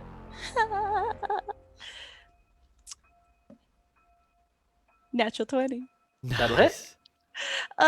So he rolls 2d8 plus... Okay, so that's a 2 and a 5. So 7 7. plus 4, 11. 11's exactly enough. The shadow dissipates Teamwork! under your puppy. High five me. Yeah. And Uther is without a shadow Wait, like permanently? for the time being. Yikes. Oh wait, that's in our other campaign. Never mind, we're good. Anything else? No, I feel good. At the end of your turn, as his legendary action, Strahd will walk up to Ficus. You know what? No, I've got a better idea. Fucking not gonna- do it. He's not going to use that for that. Coward. On his turn, he is going to look your way and chuckle. Oh, fire, is it? Little sparks. Little... It's amusing. And he will... It'll still affect him, but he will pull some of your fairy fire into his hand and open it. And a very small ball of yellow fire is going to streak to right here as he casts Fireball in the middle of you. I need Bright, Uther, and Ficus and the Steel Defender to make dexterity saving throws. Remember The your damage is in dodge. chat. 1d5. 25 is success. None of that. None of 15. it. GM, 10 I and just 9. I just realized something. When I claimed Ireena Soul, I was supposed to roll damage, and I get a bonus to damage as well. So your soul claim, you can dedicate a soul, but you get that extra damage when you hit something. Okay. Unless you were doing your soul drain. Oh no, it's Reap. Once per day when trying to kill a sentient creature, you may eternally or vocally devote its soul to the void and deal an additional 46 damage. Yes, when you hit it, you can do that. Oh. 46 when you hit it. So you still have to hit her in some way. Oh, okay. Gotcha.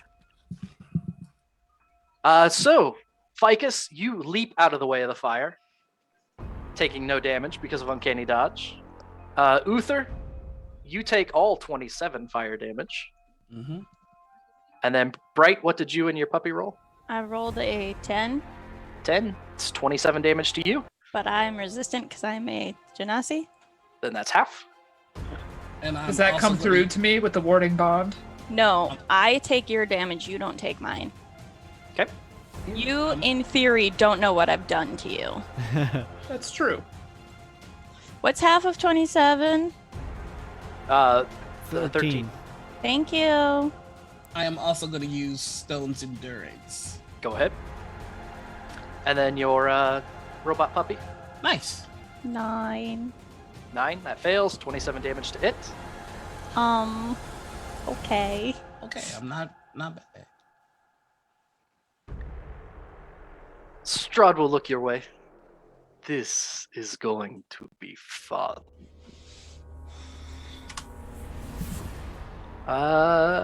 Let's see. That is going to be Strahd's turn. Soul, go ahead. Soul is simply going to walk his 30 feet. And Okay. then he will use an action to burn his bless scroll on himself. Okay, so you cast Bless. Mhm. Can you cast Bless on multiple people? It's Oh, yeah, three it is people. up to 3. I apologize. There you go. 3. You're welcome. So myself, let's put it like this. I'll move just to show you. He's gonna walk up to here. He is going to cast Bless on himself, Ficus, and Uther. Okay. And he's just gonna tell Uther, there's a little protection from fire for you.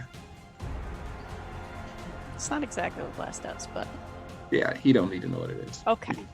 Just hit one bless spell, so we all 3 got blessed for the next You all do remember, not too long ago, I cast Bless, right? It only lasts a minute. That's 10 rounds. Anything else? Yep. Can I use another scroll as a bonus action? Nope. Nope, I'm good then. All right.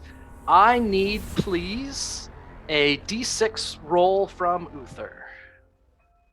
How about a 1? A 1. What'll a 1 do you? Just behind Bright, this stone cultist, its eyes begin to glow, and the fire bursts forth from it as a giant gout of flame shoots in your direction.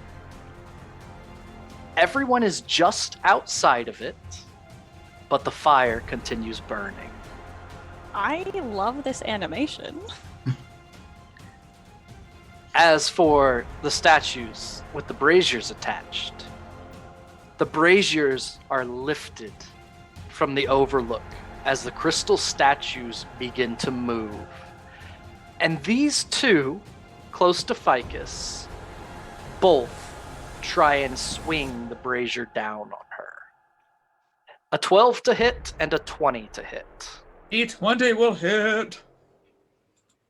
You take 13 bludgeoning damage and 5 necrotic. Is You that take considered half an that. attack? Half. It is an attack, yes. So Leaf sees this weirdness happening behind Ficus and calls the Weaver forward in his consciousness and reaches out as he is going to use his reaction to protect the hurting. So I need to make an attack roll to try to meet Exceed or 20. beat that. All right. So, and am I using Corpse Slayer or Yep. what attack? Okay. Use Corpse Slayer. Essentially, just take a shot. 19. Dang it. That's not enough. Yep. All right. You shoot an arrow, and it ricochets off the brazier as it comes slamming down. And as the brazier begins to fall, the red fire within turns deep purple. And as it slams against Ficus, part of your very soul begins to pull. I need you to please make a dexterity saving. Oh, wait, no, that's not you. Never mind. You just took the damage. I took half of her damage. Okay. So, Whoop, gotta go do that math. yup. So the 9, so 4 and 5. Yeah. I can take the Yes. 5 if you want to take the 4. Yeah. And from each of you, tiny wisps of damage float from you, and this purple essence of your very self floats over to Strahd. That is them.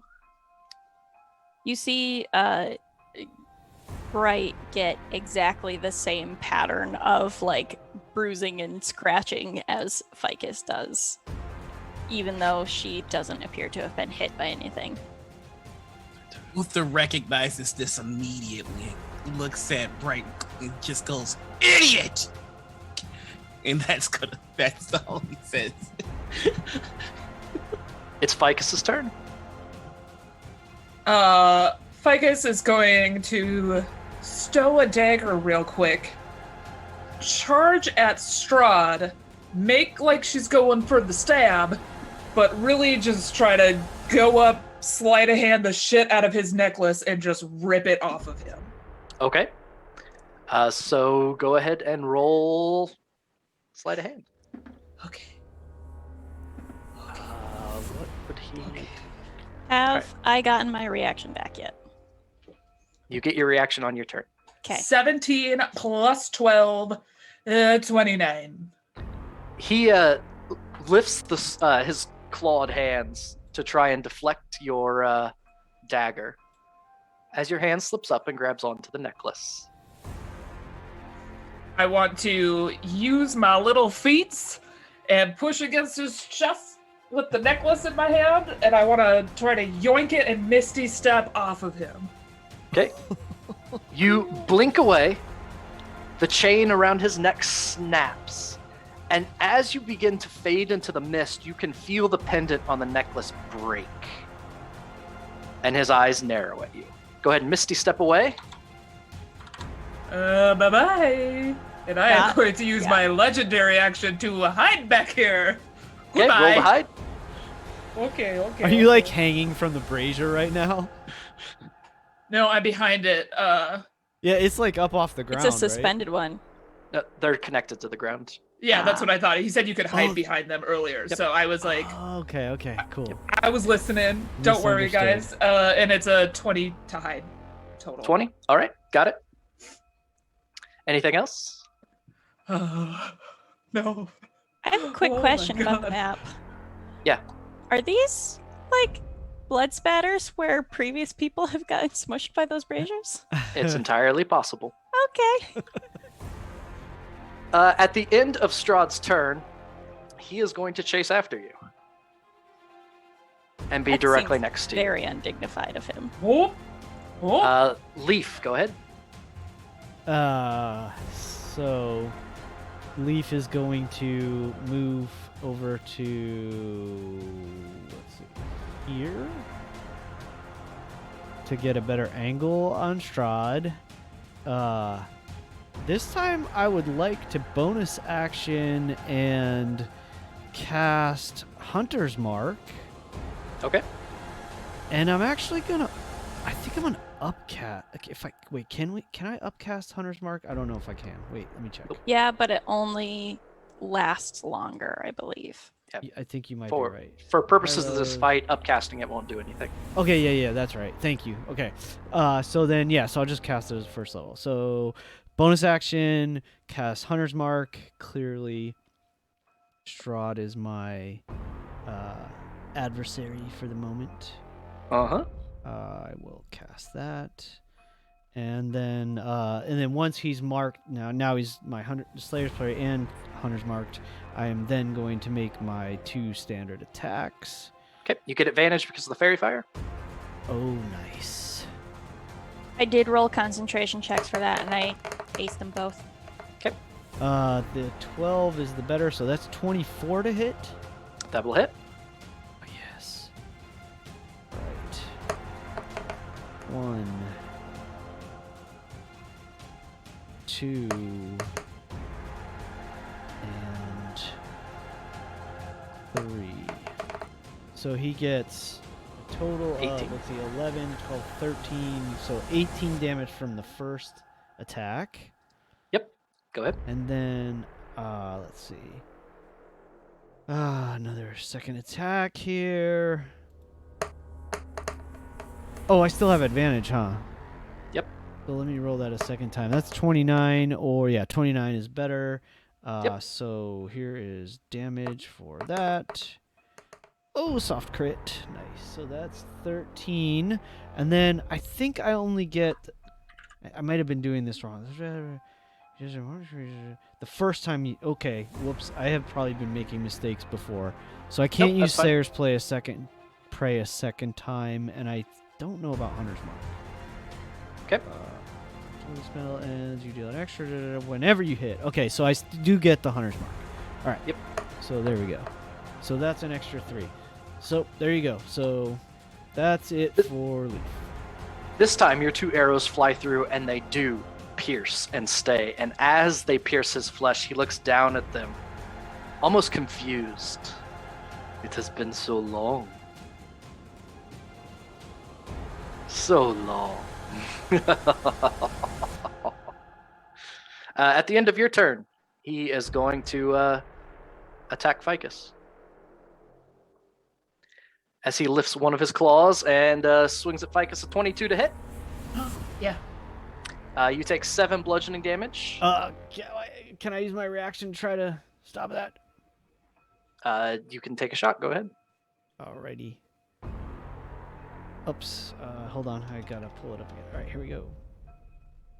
Come on. Oh, that'll do. 27. 27. His claw is going straight for your throat, Ficus, when one of Leaf's arrows comes out of nowhere and knocks his hand aside. He glares at Leaf, and it's Uther's turn.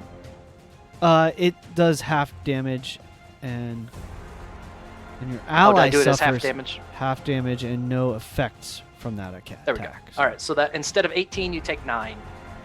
So Alright. 5 and 4 between me and. I'll take yes, the 5 again. You take the 4. Mhm. I'm gonna move myself to Strahd. Okay. Then I'm going to Great Weapons attack, since I get to attack at advantage due to Fairy Fire. Yep. While I attack, I am going to look Fig dead in the eye and tell her, "Run before you get Bright killed." And it's going to attack. I'm fine. Says Nifer, not Bright. 24 will hit. No, how about a nat 20 instead? Nat 20 will definitely hit. So that's going to be because I have brutal critical, I do get an extra die as well. Okay. Let's see. So that's 24 because of great weapon attack, plus another d6. Oh no, it's another 2d6 because it's another weapons die. So 24, 25, 26, 27, 28, 29, 30, 31, 32. And then the d6 because of my good card, 26, 27, 28, 29, 30, 31 damage on the first hit. Okay. On the second hit,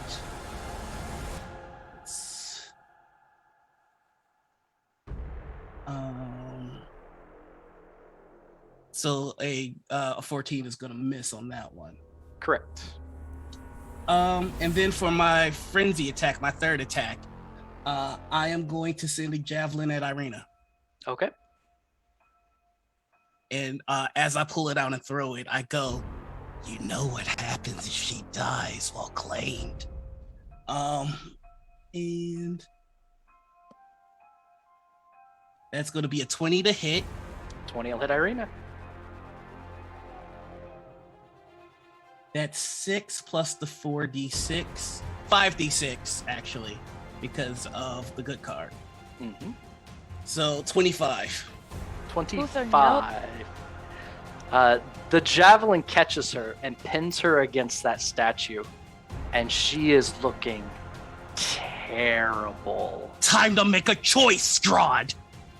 Stop with the games and fight with honor, or I will send her to the void and your chase ends here. And that's my turn. Two things happen. One, Strahd looks at you and says, "I will tear out your heart." And the second is a whisper from the darkness. "I require his soul."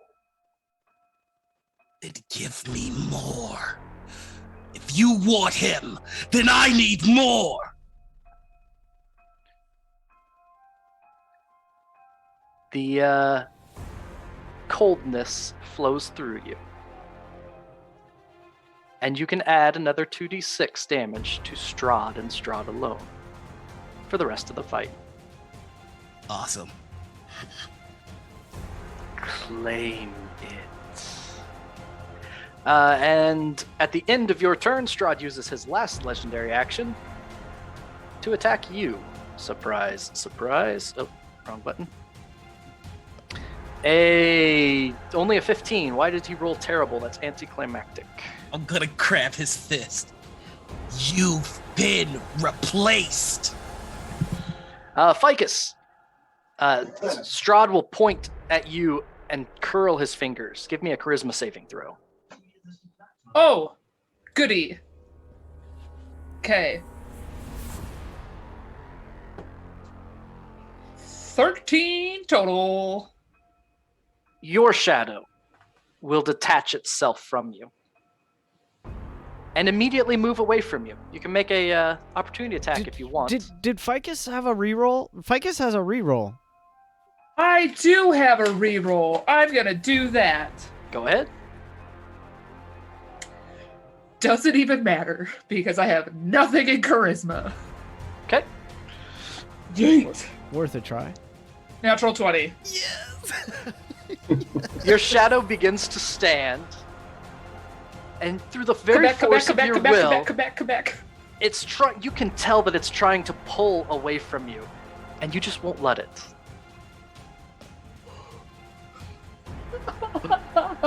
Bright, go ahead. Okay, so I am a creature of fire, but I don't like this fire, so I'm just gonna walk away, please. Okay. And move to a more central location. I am going to look at my spell book. I'm sorry, I've been reading all of my brand new spells since I got a bunch of level. Okay.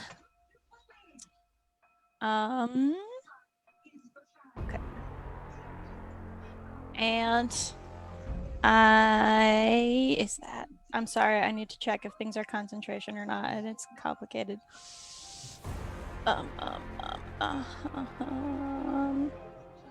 Okay, I'm gonna move to here just to be in the middle and also just like central. I am going to have let me check his movement. He can make it to Strahd, so Baby Soul's gonna run first. Okay. And oh no, I've lost him. There he is. He's gonna run there and give a boost to, well, not give a boost to, but like back up Uther and Ficus and make an attack.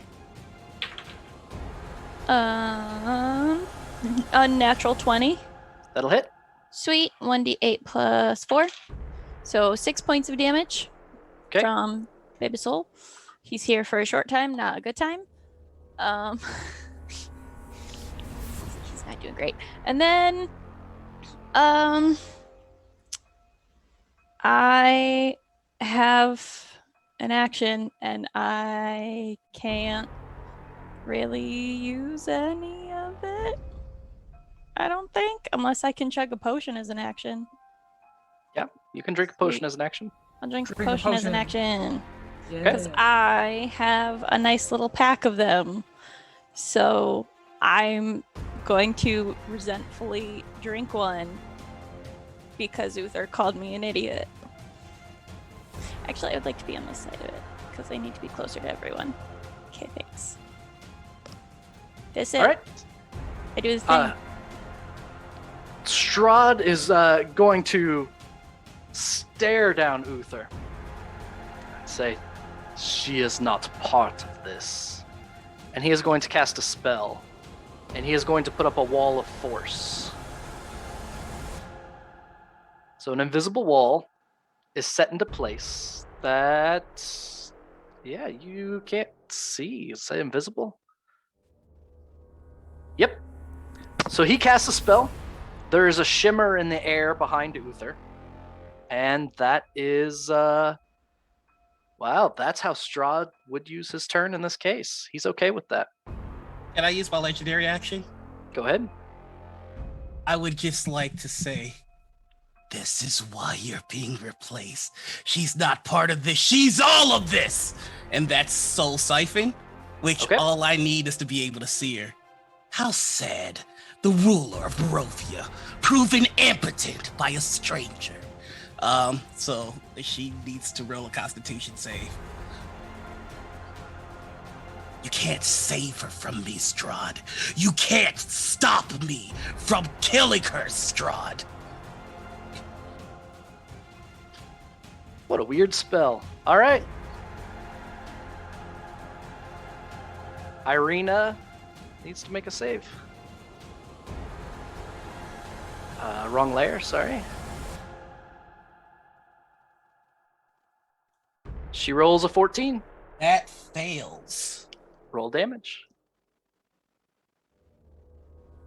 And you can just see some of her soul being breathed in by Uther. All that power, and you use it to try and protect someone, and you still fail. The damage? Oh, 8. 8. Sorry, I missed it. Ireena collapses. By all appearances, dead. Uther! Uther, what have you done? What you don't have the fortitude to do. Killing innocents? What's wrong Focus with on you? Strahd and shut up! Strahd uses his action to attack you, and he's going to attack you with advantage for the rest of this fight. 17 to hit. Well deserved. Catches his other hand. You aren't strong enough! Sorry, just checking a few messages. All right, there we go. Sorry, just sorry. keeping up. I'm so Your sorry. rogues are gonna let Uther solo this fight. It's Soul's turn. Man, my whole plan just went up the butt, so hold on. I had a whole thing and he just killed. Okay. If he begs us, we might save her. Man. I'm already gonna be casting heal for next round. It's fine. I'll get her. That reminds me, I get temporary hit points for that. Yep. Go ahead, Soul. That's a full minute. Shoot. Nice. Alright. So yeah, let's just ruin the whole plan I just sat here thinking of. I'm so sorry. No, it's fine. It's on brand for you. It is, and I'm upset about that. Mm-hmm. But it's fine. Alright. Shoot. Y'all need this. Alright. So I'm gonna move my full 30 to keep as many of you within, let's say, right here. Yeah, just protect you too, mostly. And then I am going to use one of my higher spells. Let's see. I apologize. Like I said, he threw off my whole thing. I feel so bad. It's If fine, you really bruh. did, you It's would not fine. have done it. I should have known with your spells, you would totally just easily kill an unarmed woman in the corner. We had a whole turn where all he did was Wall of Force. That's useful.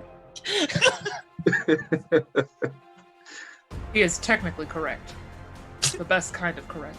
Oh my god. I almost used the spell magic on you. I mean, I need Soul to do something. I'm sorry, I apologize. Let's just do Beacon of Hope on the group. Okay. Nice. Hope and Vitality, choose any number of creatures within range. That is a 30-foot radius around me. So Yeah. You'll get all. Speaking of, we're all in a very nice radius for Fireball, so I suggest we scatter if he tries it again.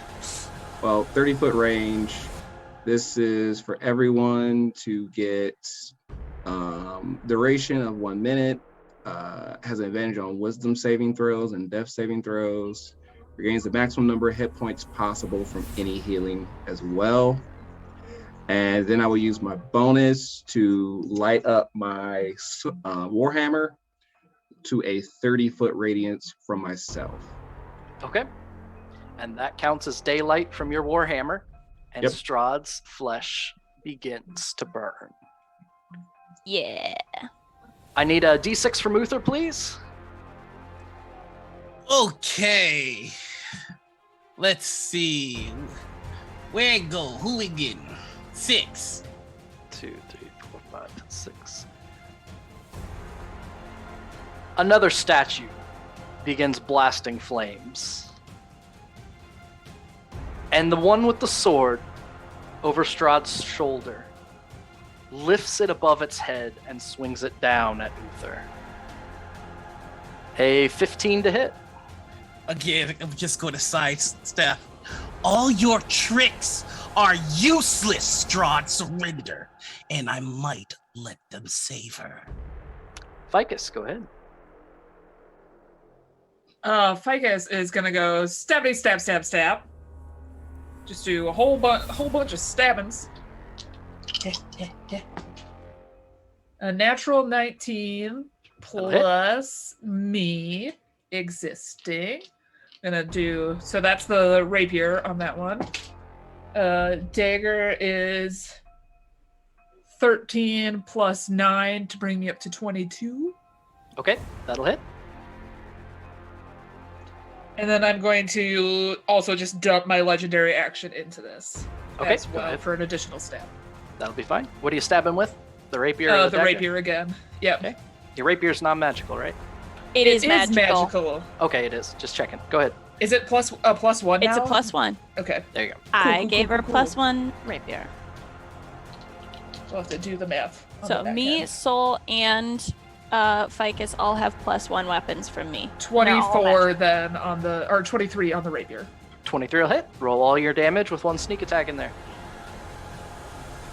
Boom. Boom. Boom.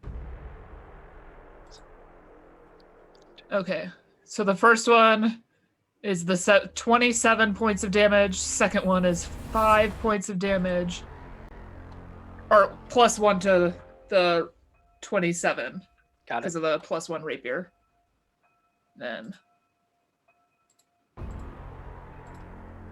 Then it threw a whole bunch of rapiers. sorry, that got really excessive. Just the 12. Just the 12. Got it. Just the 12 or 13. It's a +1. 13. Yep. Yep.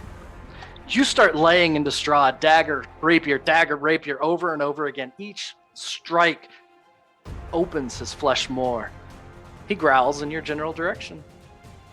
Oh, and I forgot to hit you with a brazier last turn, so we're going to do that. Oh, okay. No. 12 misses, so it doesn't matter. Yep. All right. She dips, and then she dips, because as the assassin, I don't even need to take a bonus action to disengage. I just am like, goodbye! And she runs, like, around the outside, and then tries to, like, drag one of her daggers along the wall of force Okay. to see if there's any point in which she could get in to get to Ireena. And she's just screaming Ireena's name. Or she would run directly into the wall of force and then run up and down it, trying to find a way in.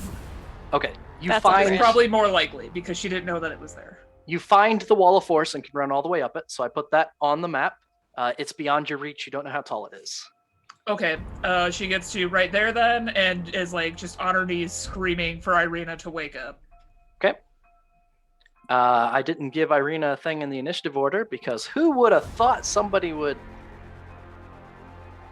I telegraphed what he was going to do. He's evil. I thought that was going to happen this whole time. Like the second we left Ireena vulnerable, I was like, she did.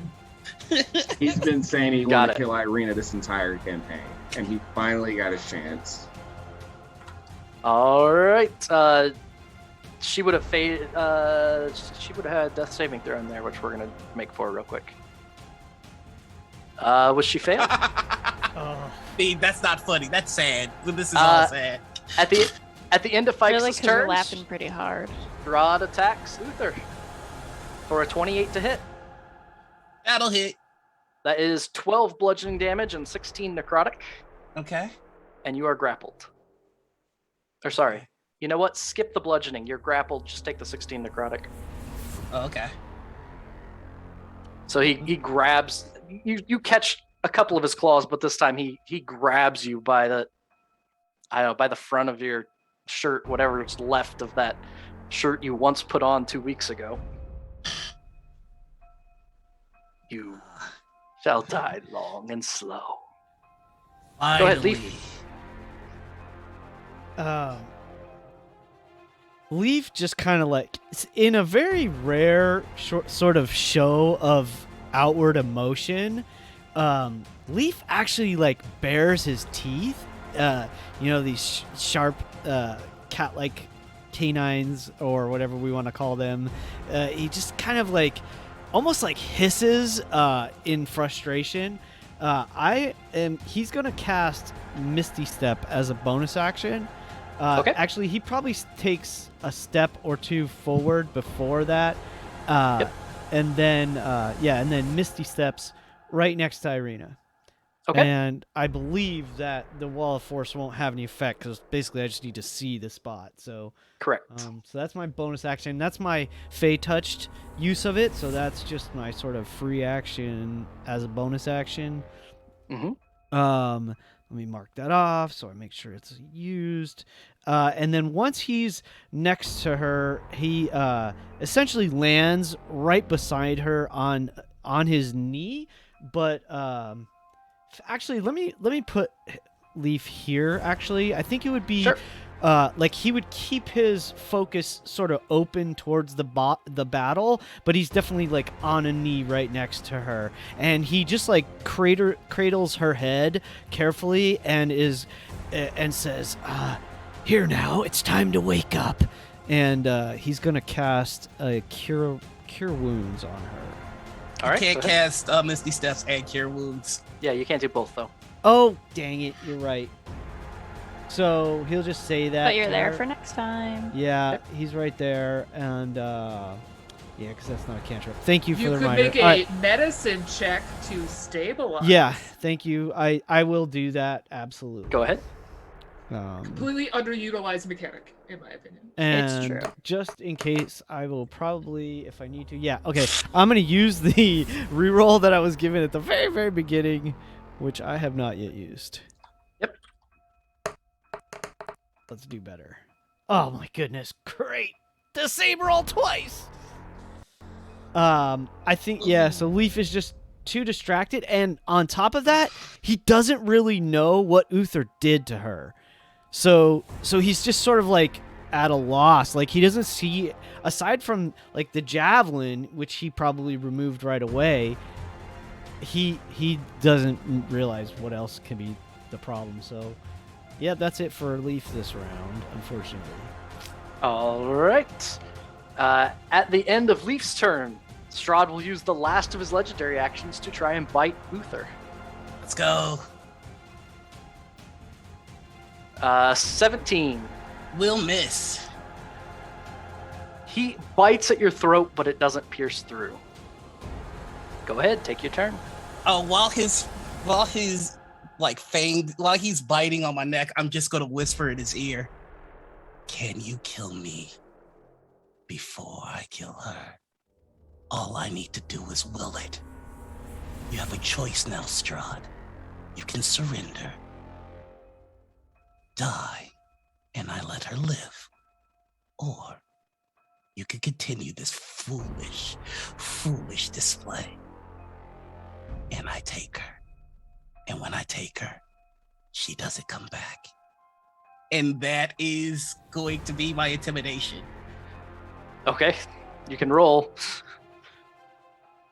It's time to see if he really loves, like, if this is really what he's about. Let's see. 15, and I am going to use my actions to attack. Okay, go ahead. Here we go. Days like this, I wish protection from evil was a ranged spell. 24 will hit. Coming right up. This is I'm crit hunting because I do get my attacks at an advantage. Mhm. All right, so no crits. However, let's do some damage. Everything will hit. Let's see. So walk up. 28. Plus 6 more. 28, 29, 30, 31, 32, 33, 34, and then 46. Is it still 5d6? Oh, 5d6. Sorry. Oh, yeah. Okay, one more. So I forgot math. Oh, I got it. I got it okay. all. Strahd is looking bloodied and furious. He points to Ficus again. Ficus, make it at the charisma saving throw.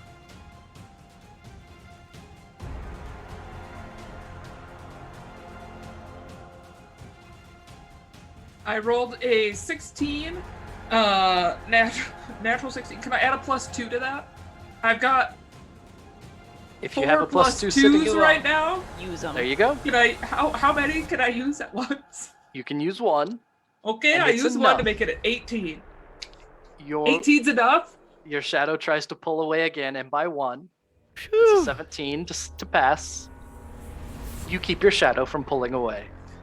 Man, I thought it was gonna be way higher than that. I was like, this is dumb. Bright, you're up. Yikes. Okay. I'm gonna move more centrally located, please. I need to use the right token. This Can is fine. Can I say something as sort of out of turn, as if like just Go ahead. yell Make out to say,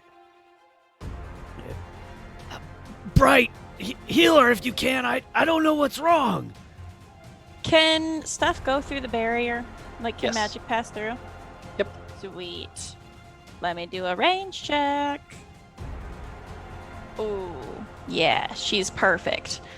I am going to use a new spell that I picked purely based on the name without reading the description, and it turns out it's nice. I am going to cast Aid, Oh, Okay. sweet. which buffs the total HP that you can have and the current HP that you have for 3 characters.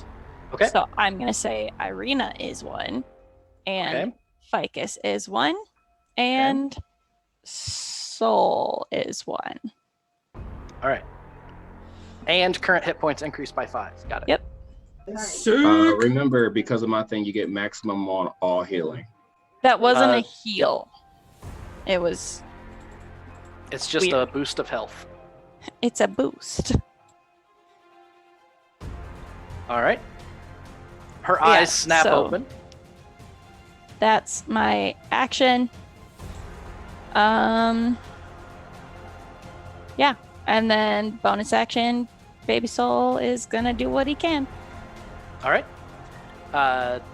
Ireena will open her eyes, look up at Leaf, and say, I would rather die if he doesn't. Good thing he's blooded. It's Strahd's That was Nifer. Yeah, Oh. y'all welcome. Strahd's turn. Hang Yeah, on, they got hang on. teased. But Baby Soul. Okay, yeah, go I ahead. was gonna Baby say Soul crit failed. because Okay. I just wanted to Ficus tell you. and Leaf haven't done any damage either. Teasing. I didn't do over Hey. 50 points in one round. It's fine. I'm just Hey. chilling here on the sidelines. On Strahd's turn, his already empty eyes go as black as yours. Oh, let's fucking go. He begins casting a spell. He says, this, as a bonus action. You're going to love the name of it. As he casts Strahd's Desperation. His eyes go black. He bites into his own lip, and rather than the stagnant blood in his veins, his blood begins to flow down the sides of his mouth. You're still grappled by him. Mm-hmm.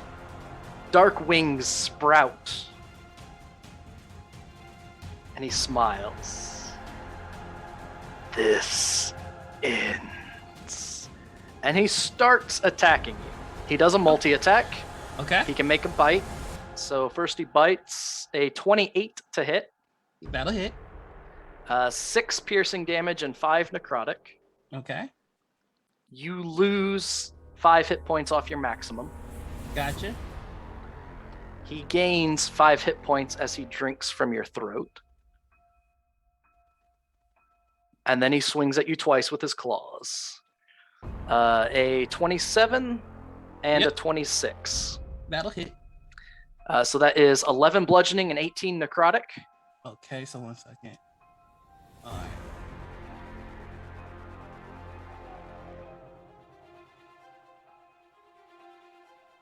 Okay. And then 8 bludgeoning and 16 necrotic again. Oof. Or 6. Yeah, that was the second one. Okay. Then he points a finger because of desperation, and he can't attack you because that would just be super mean. And the flesh of his hand pulls off in a spell that you grew very familiar with. As he casts Cold Touch toward Ficus, who has done a significant amount of damage to him. Or Chill Touch, I rather. shouldn't have said anything. A 24 to hit you. Yeah. 12 necrotic damage. Uncanny dodge. Okay. I'll say 6 for necrotic flavor- damage. 6. So 3 and 3. Then. 3 and 3. Okay, and then you can you don't suffer effects because of the bind, so you can still heal. I would say for flavor that Leaf tries to use his reaction, but doesn't necessarily realize that the wall of force is there. So like he tries to deflect that with an arrow, and it just sort of like pings off the magic force field. Strahd will flex his wings. Still feeling strong, Uther. Actually, Strahd, I'm feeling a bit parched. I should really do something about that. I would like to use my legendary action. Go ahead. Ireena will Fight need to him. make a Constitution save. No, not Yep. her. An 18. Okay, so she's gonna take half. All right. She's still alive. Half her team is trying to keep her alive while you murder her. Right. How counterproductive is this? It's not like it's not like anybody's trying to keep Uther alive, so he really doesn't care about what anybody is saying right now. Have your 3 That's hit because you points. don't need to be kept alive. Like you're Uther, doing. I have cast Bless. I have cast. Oh shit, I forgot about Bless. Anyway. Yes. I also cast. You're doing fine. I'm about to die, right? I wonder why the big bad would focus on Uther. Right. So, I you mean, know, also I'm a tank, so it's kind of my job. Yeah. So Also, you're welcome. I can't see the health bars for you. Right. Right. Right. So I can't tell when to help. And I didn't Like hear you bloody look or like you're nothing. doing fine, and you're not saying I'm about to die. So I'm like, you must be doing fine. I Go just ahead, took Sol. 18 like 3 times. Okay, but that's not that much considering how much your hit points are. Wait, you are raging, No, that's right? significant. Yeah. Like because so much of it was necrotic too. Yeah. Oh, Yeah, that's the true. problem. Ficus is watching Uther go down and is just like, well, I can't help. I got heals. I got revivify. It's fine. Okay. Go ahead, Soul. Noted that you're about to die, by the way. Uh,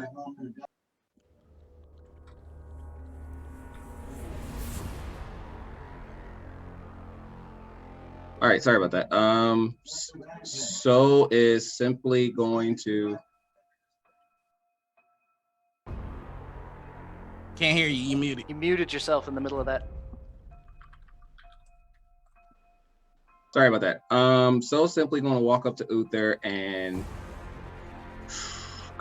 drop his entire healing hands on him. So that is, how much is that right now? 50. Oh. Okay, no, now we're back in the game. See what happens when you say you need things? Teamwork. It works. And he's gonna put his hands on his back and say, the darkness may be the one holding your left shoulder. Sorry, holding your back. But don't forget, your family's here right behind you as well. And he's gonna pour all of his healing hands on them. What did I say about that horse piss? So get in the fight. I love you, though. Thank you. I love you. I'm heavy and I'm slow. At the end of your turn, Strahd has his 3 legendary actions again, and he bites Uther. Takes 2 of them, but He's at he's going to do disadvantage it because anyway. I'm nearby. That's fine. He's at advantage because he hates Uther, They don't which cancel gives out. it What? cancels out. 26, That'll hit. 8 piercing and 7 necrotic. Okay, well, that's fine. How much that's- disadvantage do I got to stack to undo his advantage? You Nothing. can't. You can't stack. The 7 comes off your hit point total, Okay. not just damage.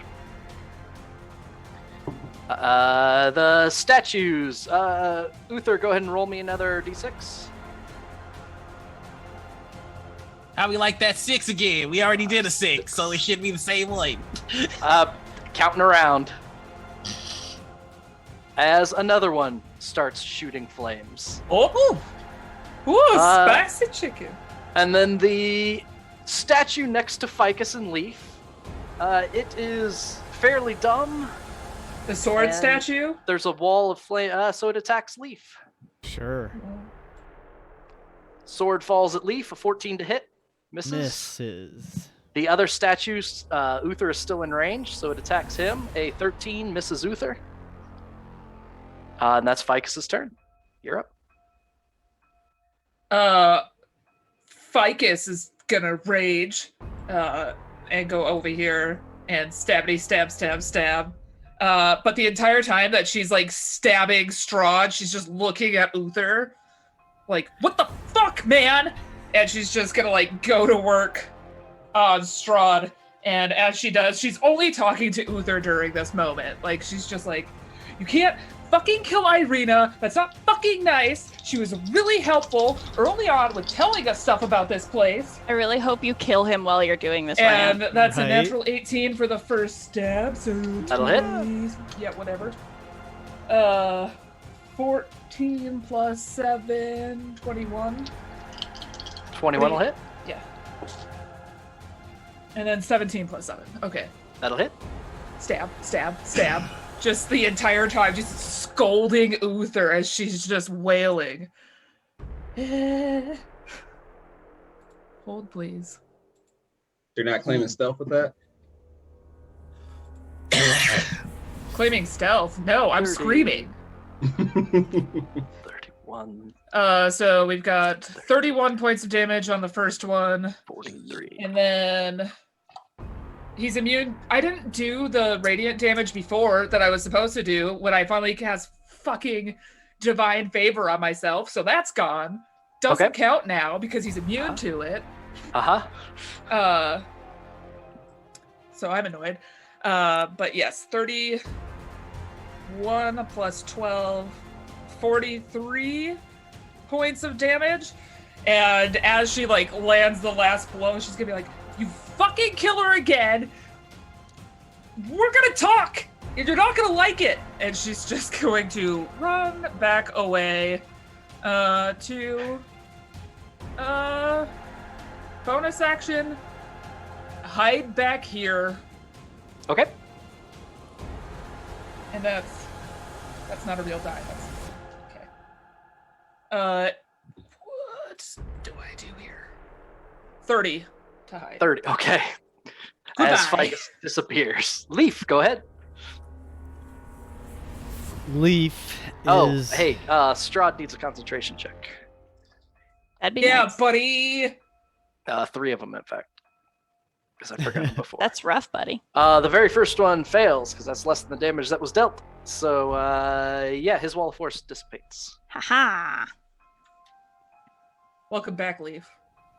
All right. Go ahead, Leaf.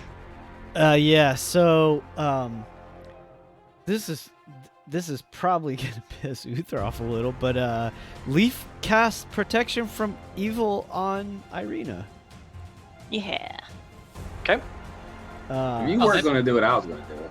Yeah, You that know. doesn't stop Uther. He's not one of those beings.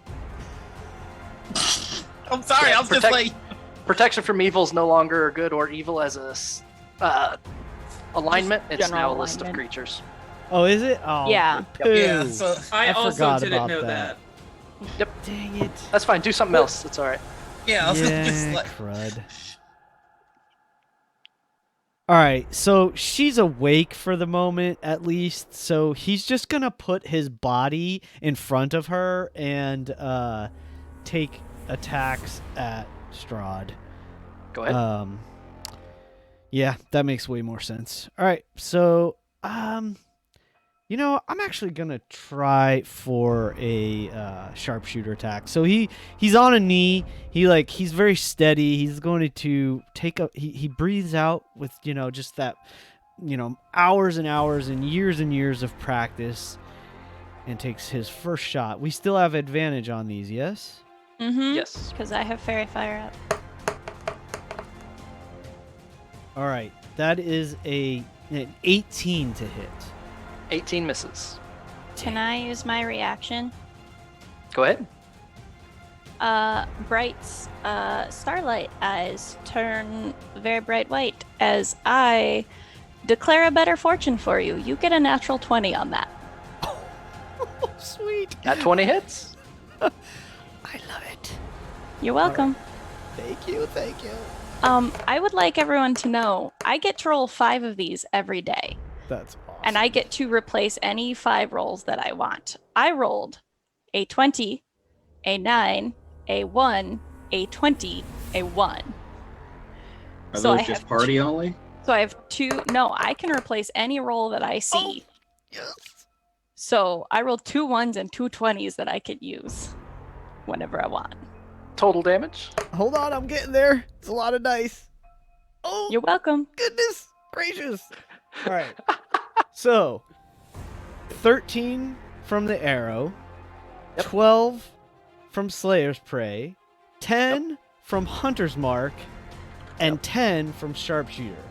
So that is 45 damage from the first arrow. Yep. Go ahead. Ouch. Strahd is not looking good. Yay! Oh, nice. Thank you. And second shot again will be Sharpshooter. Oh, that'll do. That's That'll 25. hit. 25 will hit. All right, so this is not a critical, but it's still going to be fun. Here we go. So the arrow does 7, and Hunter's Mark adds an extra 6. Nice. 13, 23 from the second arrow. So yeah, that's a total of what, 68 damage, I think. Yep. Well, Strahd's in rough shape, but still standing.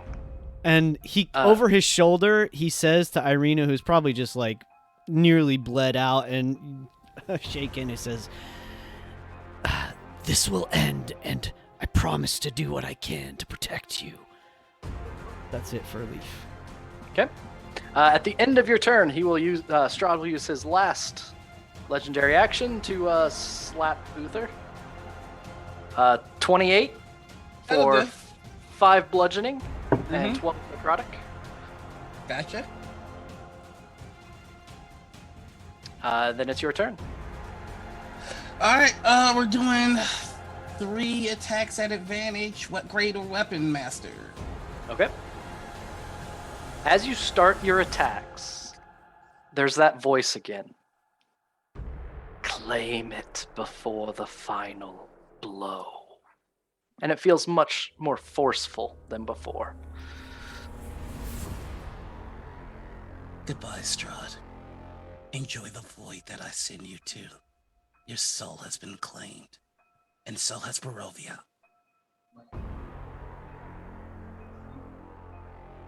24 will hit. 24 will still hit. I'm just going crit shopping at this point. Right. 21, yes. No crit. 19, yes. All right, so crit. no crits, but let's go ahead and do some damage. So 27, 22, and 20. Plus 5d6 a hit.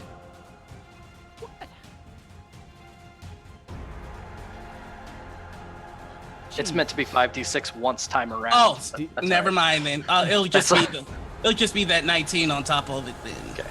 So 17, 12, 10, and 19? Oh no, each one of those gets a plus 10. Greater weapon. Okay. You start hacking at Strahd. And as you do, his grip releases from you. As you're slashing, his vest is torn. His cape cut away. He falls to his knees, and you remove his left arm, and then his right. And he looks up at you with a sneer. Says, "I will finally be free." And as you remove his head, an inky black coats your blade and begins to seep within you. And that chill touch that's been on your shoulder grows ice cold and grips your heart. And the voice speaks. Perfect. Perfect. With each blow, you hear it yelling out more. More.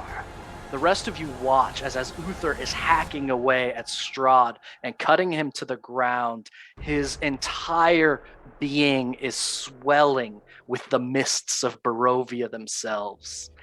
The black, inky fog collects around him. By the time his sword falls the third time to remove the head, there is a massive figure over the top of Uther, one that you can't tell if he has recognized yet or not. And that coldness, Uther, becomes like ice as it whispers, "Perfect." And suddenly, the cold is gone. You lose all of those legendary actions. Okay. You have no more connection to the darkness. And this eyeless, amorphous smoke pulls away from you. Can I try something? What are you gonna try?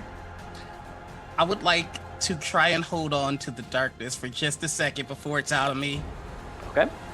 And then I would like to say, the problem, soul, was we were only treating the symptom, not the disease. Do it now. While it's me and I'm it, do it now.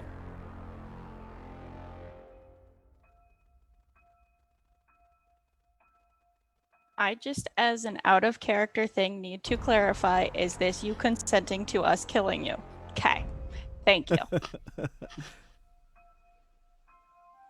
It's my turn next. Should I do it? I want to kill him. I mean, Isn't this thing like outside of Uther, It is though? beginning to pull away from him, and Uther's force of will is going to keep it within for one round. Okay. So I will give you all one shot. Okay. we all circle up and curb stop our friend. Oh gosh. This is terrible. Right. Go ahead. Yeah. I'm looking on in fear and just kind of out of, like, I am not even thinking about it, but as Uther is yelling, do it, do it, do it, I lift up my hand, and the glove that I have used for many things has been repurposed into this cool 4-flavor crossbow, and I just shoot everything that I have into it. So I am using Branding Smite as a bonus action. I am empowering my sorcerer spell. I am dumping poison into it and doing everything on my preordained natural 20. I am critting this. Okay. So I am rolling 8d6. You need to make a con save. If he's All willing I to, ask- if he's willing to take the damage, can he automatically fail? That's true, you could. If you want. Oh, yeah, then I'll fail. All I ask Okay. is that soul gets the finishing blow. Okay. He wants me to miss. That's what's gonna happen. You're gonna say soul, and he's not gonna be able to hit you.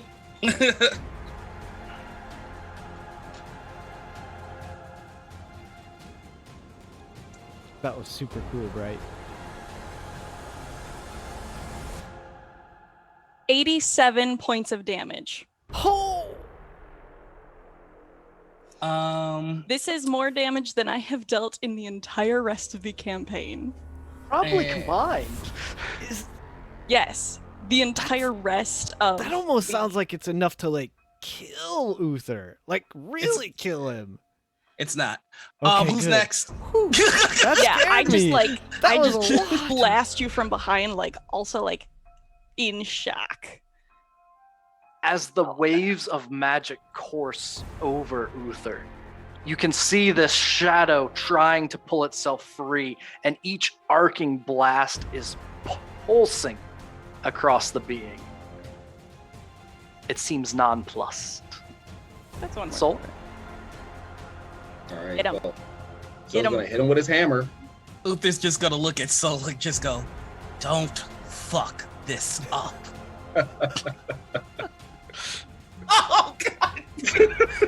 Mister. He's letting you hit him, so you roll with advantage. So I don't. Oh, okay. Also, We'll go you're with that. poisoned What if did- that what did you changes roll? anything. I didn't see Here's any better. roll. 18. I don't know why it's not Mm. jumping over. Meet it, beat it. You hit 18 me. hits. 18 hits. All right. Yep. What's the highest spell slot you got left? It Don't at is all. a 2. A 2. So divine smite the hell out of that. All right. Quite literally, let's see. please get the hell out of this man. That is an extra 11, but with the attack.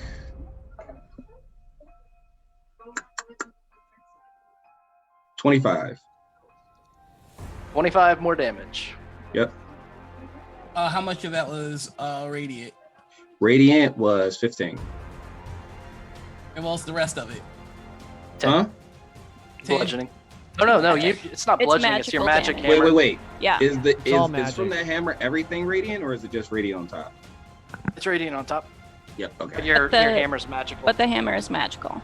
The magic doesn't matter as long as it's bludgeoning, it gets reduced. Okay. Um, Mine was a lot of different Um, stuff if you need the breakdown.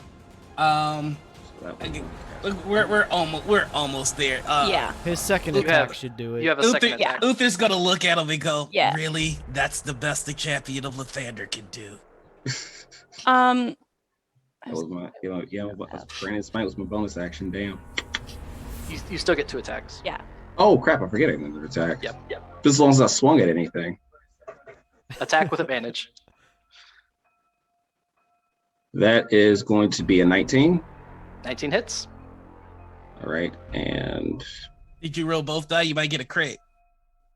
that was both die. Yes. Oh, And with the radiant, 22. And I guess I'll use my bonus action this time to. Bonus action was your smite. Oh, yeah, that was. I'm sorry. Dispensation. All right. Yep. 22. Hey, I am at 1 HP. No. Can we just say I hit him? Can we just Please. You know what? No. finish it? He fell over, and that was the last hit point. Cracked Big. his head. Are you kidding? Don't make me do it. Don't make Ficus, Ficus do it's this. your turn. Coolio did just give 500 bits if we want to maybe massage that into the story. Can I get a +2 somewhere?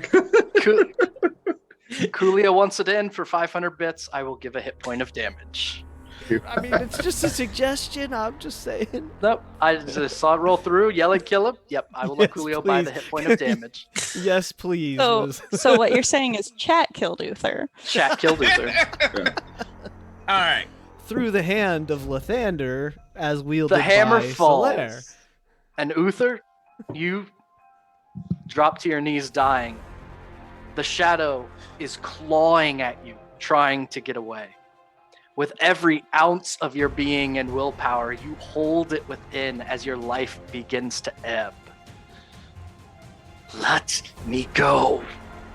I claim you.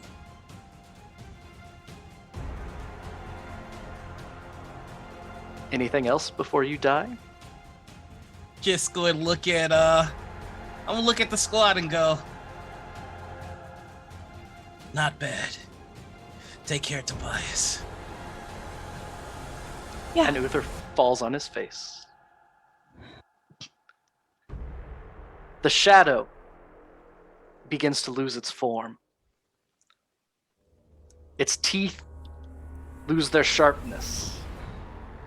A wind begins to blow through Barovia.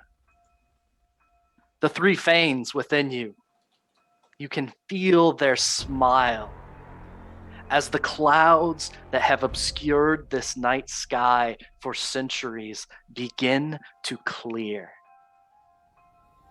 The light from the moon illumes your fallen friend.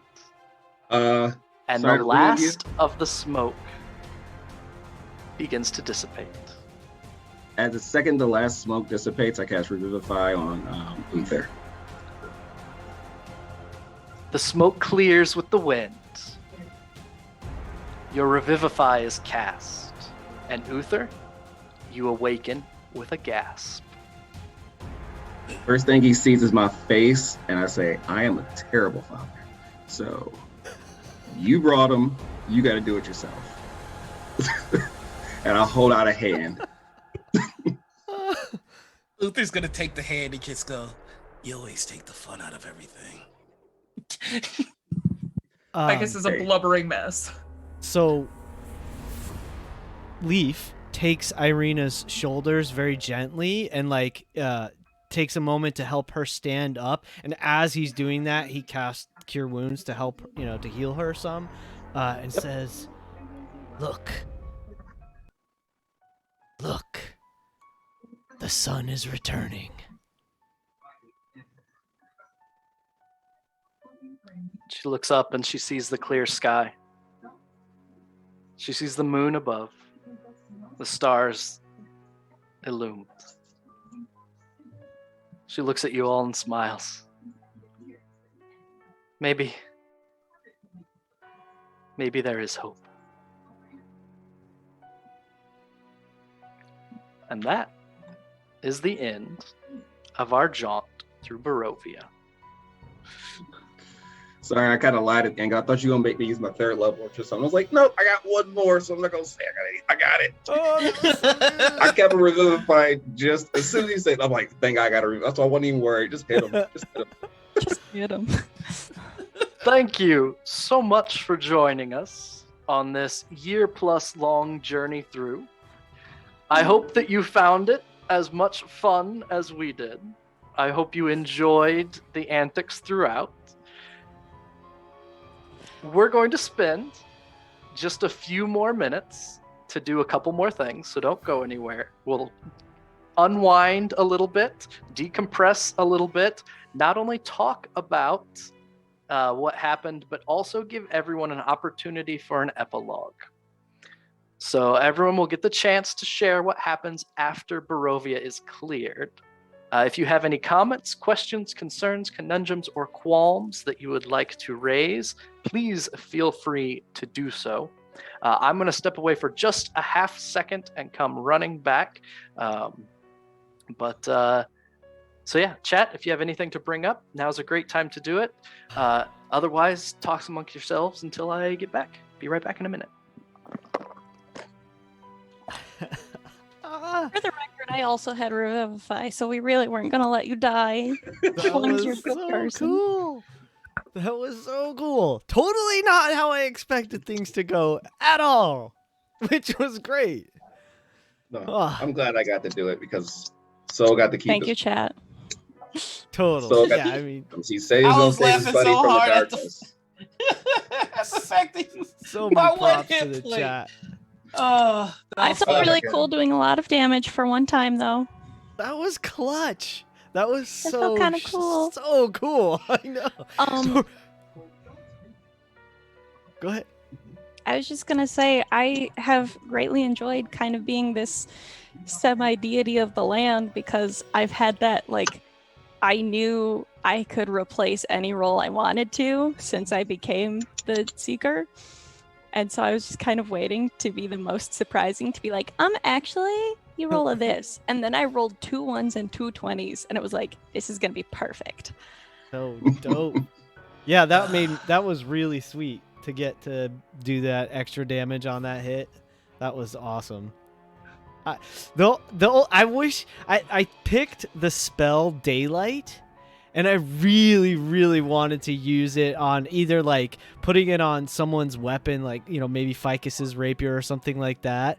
But when Solaire pulled out the Warhammer, I had forgotten that the Warhammer sort of did that anyway. So I'm like, oh, that's so perfect. Right on. I was just saying I never used the medallion the entire time. Oh, yeah, that's true. We all had so many things that we could have used. I think we were really equipped out. And I really did not want to do a 2-hour fight, but y'all were right that we could have, and we did. Hey, you. Yeah, I like how, so I, as a person, cannot handle long combats. That's why I didn't want to. But the drama, though! But the executive dysfunction for a real person, though. You killed it though. I almost killed you. I would have had a lot of fun with that, but also I would have felt very bad. You lucky you didn't kill Ireena. No, you did. You Right, like as soon as like chat, I will there's a make chance a to kill loop Uther. again. Yeah. Oh yeah. Honestly, like I was saving all of that for being the killing one on Strahd, and then I was like, no, Uther goes before me. I'm not gonna get to kill Strahd. Ugh. And I got really sad. And then I was like, well, if he's saying kill him, I have a thing ready, so Oh, So what the hell is going on with those dice, man? I don't know. all of the dice. All of I the was finna get humbled hard as shit. You So, HP, That you was- should have rolled. You should have gotten yourself a bucket. Yeah. Rolled off screen. I should have just rolled Because off the roll screen and 20 hit you dice every were time. roll 20 are awful. not good to They us. were so bad to me tonight. I, And question I out was chat. Sir rolling Heck with these asked. It's better ones. They're so cool. Sir Heck asked, "Is there anything or ability I didn't get to use for Strahd?"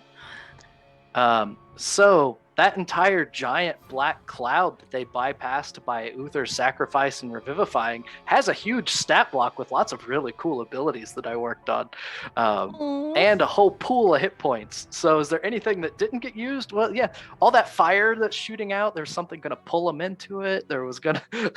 So yes, the but it other doesn't matter hour. because this is better. Oh yeah, I just told Sarah a second ago. I said, yeah, they had a much better idea than fighting the darkness, which is literally what it's called, the darkness, and it saved a 45 to hour long fight. So Thank goodness I was not ready for that. so as far as Strahd goes, Strahd in combat is weird. It is the big problem with D&D combat is action economy, and 3 legendary actions to attack in between turns only goes so far. I'm surprised he didn't have any minions. Like the I used zombies. That would have My been problem was this. I had the statues there to do incidental damage that didn't really happen that much. And it was phase 1 of a 2-phase fight. So if you'll remember, he kept trying to make minions and kept failing, which was weird because the DC is just high enough that he should be able to charisma target some of you and get the shadows almost every time. Yeah, especially for those of us who just dumped charisma. Yeah, I mean, it's not technically my dump, but I don't have any bonus, so it would have worked on me a bit. So it was kind of a case where the fight makes its own adds. There's incidental damage, and there's a phase 2 that also makes its own adds. So it ended up just not going quite the way that I thought, but that's fine. I enjoyed it greatly. Strahd really enjoyed his 3 hits in a row on Uther that he wanted very badly after missing 6 times. Mm-hmm. That I had decided too that if Uther fell, Strahd was not going to stop. So because of the targeting of Ireena, I mean that's I was not mad about, or I was mad about that. But I mean, strategically, I think Uther had a good point, though. Yeah. Oh yeah, it's like Just because the results were good doesn't mean the methods are kind. right. And we're it gonna guaranteed have words about that Strahd wasn't going to be trying to pass around damage. It all definitely would be poured into Uther as the tank. And it did waste one of Strahd's turns, as out of desperation he did cast Wall of Force thinking it would block spells for some reason. But nope, I didn't read the whole thing, so that's fine. Always read your spells, everybody. I know. So I do That's want what I had to do. I had to like keep reading through like, what does this spell do? I thought it did this, but it doesn't at all. It's like, okay. did want to have everyone have an opportunity to share their epilogue for their character. So there is an anything goes epilogue that you can share as long or as short as you want, and you tell me what happens after. There's no DM approval for this. This story and the end of this story is yours. So how does each of you, so to speak, ride off into the sunset or the sunrise that's coming the next day at least? And we'll go around in reverse introduction order, and we'll start with Solaire. Soul, what happens after? Yeah, Soul's is simple enough. After this, Soul gets Ireena. He takes her back. He takes her back to the back to his homeland, to become a priestess of Lathander. There, he recounts his tales, and because of his success, the soul line of Warforges, is in production at the Church of Lathander to spread the goodness and protection and his light to every corner of the world. And I will yes and it by saying Ireena happily comes along to go through the training. Mhm. And at the first opportunity she can, she returns home to spread Lathander back to Barovia. To rebuild that church that was destroyed. Mm-hmm. So when Leaf. she returns, she finds that Leaf has essentially decided to remain in Barovia to protect the forest and the woodlands, to help rebuild it, because he imagines that even though the light has returned, there are still undoubtedly abominations and unnatural beings that will linger and maybe try to fill the void that Strahd has now left. So he basically decides that this is going to be his new home. He would send word back to the rangers and druids that trained him, and, you know, thanks and so forth. He may visit them at some point, just to sort of like to check in a sense, but he would stay in Barovia to see it rebuilt. And I think he would actually be spending a lot of time around the shrines, especially, of course, the Weaver's Shrine, both making offerings, but also, like, in his own way, trying to sort of commune with them and carry on, like, a conversation with them. It would be his own sort of way to just to stay in touch with the spirit of the land. That's how it would develop in his mind as he did that. So he just becomes a protector here in Barovia. And the Fane within you empowers you along the way. You're able to find those hurting, those lost, those in danger, and go to them quite quickly to pull them free. And you're right. With every passing day, Leaf's connection to the land grows deeper. And in many ways, you feel to be not just a part of Barovia, but a part of the lands of Barovia itself. What happens to Ficus?